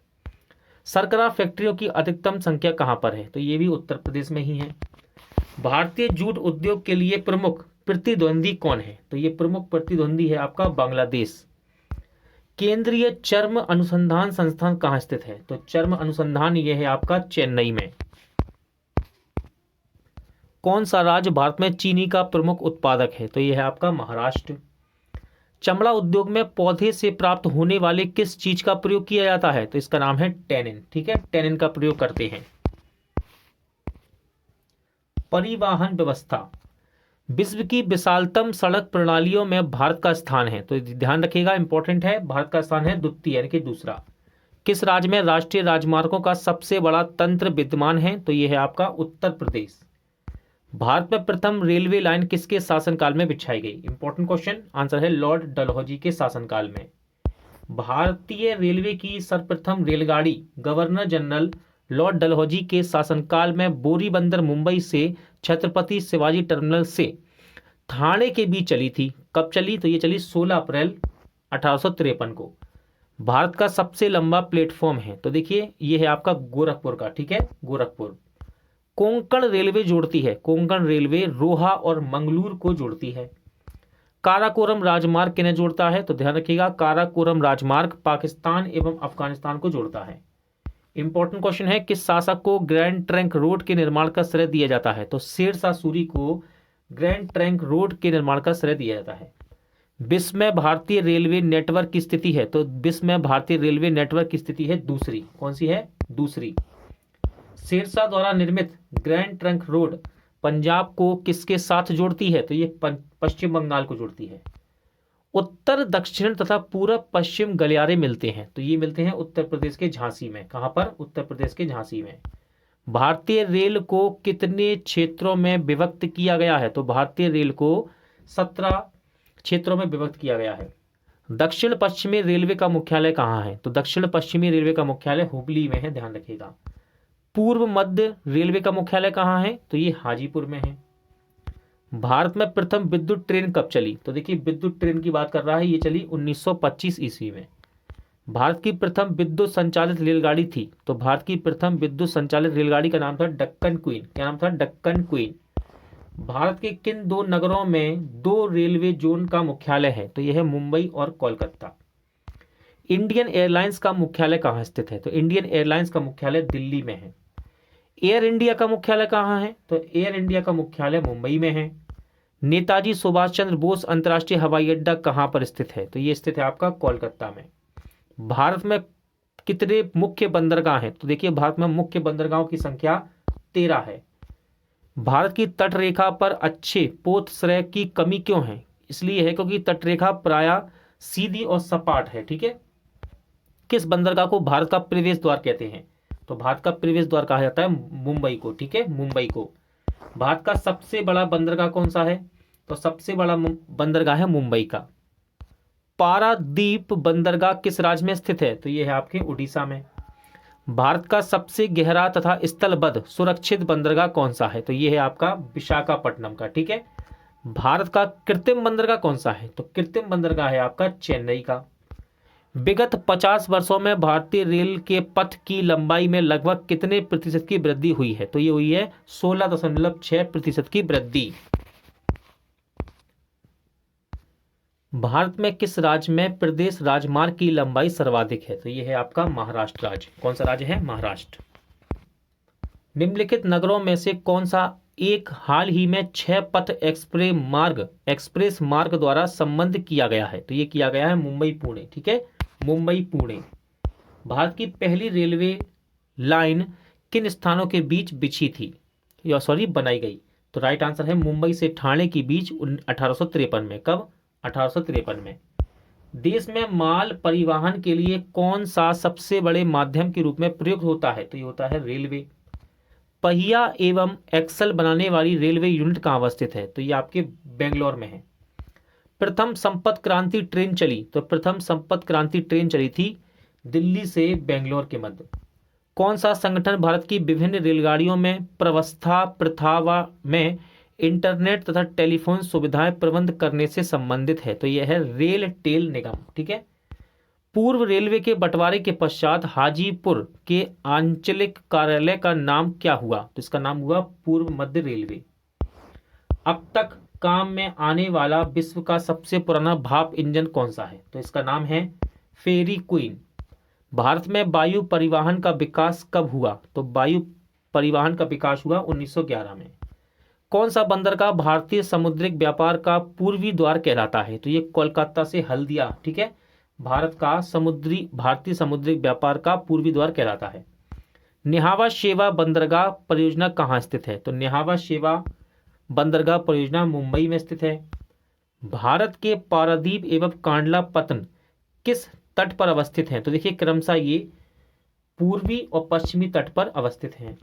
भारत के पूर्वी तट में सर्वश्रेष्ठ प्राकृतिक बंदरगाह कौन सा है? तो ये है आपका विशाखापट्टनम, ठीक है, विशाखापट्टनम। अगला क्वेश्चन है मार्मागांव पतन कहाँ स्थित है? तो ये आपके गोवा में है दोस्तों। कहाँ पर? गोवा में। स्वतंत्रता के बाद विकसित किया गया पहला पतन था, तो ये था कांडला। राजीव गांधी राष्ट्रीय उड़ान संस्थान किस राज्य में स्थापित किया जा रहा है? तो ये किया जा रहा है महाराष्ट्र में। कहाँ पर? महाराष्ट्र में। देश का सबसे लंबा आंतरिक जलमार्ग कौन सा है? तो इसका नाम है इलाहाबाद से हल्दिया, ठीक है, इलाहाबाद से हल्दिया। भारत का 40% सड़क परिवहन होता है, तो ये होता है राष्ट्रीय राजमार्ग से। रेलवे का जोन मुख्यालय हाजीपुर में स्थित है, तो ये है बिहार में, ठीक है, बिहार में। रेल मंत्रालय ने विलेज ऑन व्हील्स नामक परियोजना शुरू करने की घोषणा किस वर्ष की थी? तो ये की गई थी 2004 में। सेतु समुद्रम परियोजना किन्हें जोड़ती है? तो दोस्तों मन्नार की खाड़ी और पाक की खाड़ी को जोड़ती है सेतु समुद्रम परियोजना। भारत के बंदरगाहों में कौन सा एक खुला सागरीय बंदरगाह है? तो इसका नाम है मुंबई।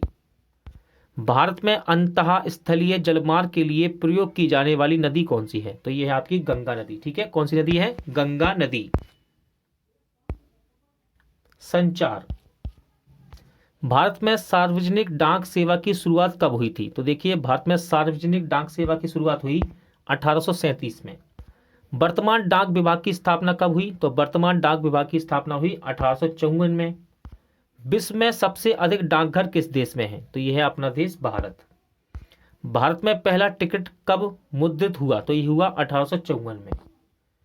भारत में प्रथम डाक टिकट किस गवर्नर जनरल के कार्यकाल में शुरू हुआ? इंपॉर्टेंट क्वेश्चन है। तो गवर्नर थे लॉर्ड डलहौजी।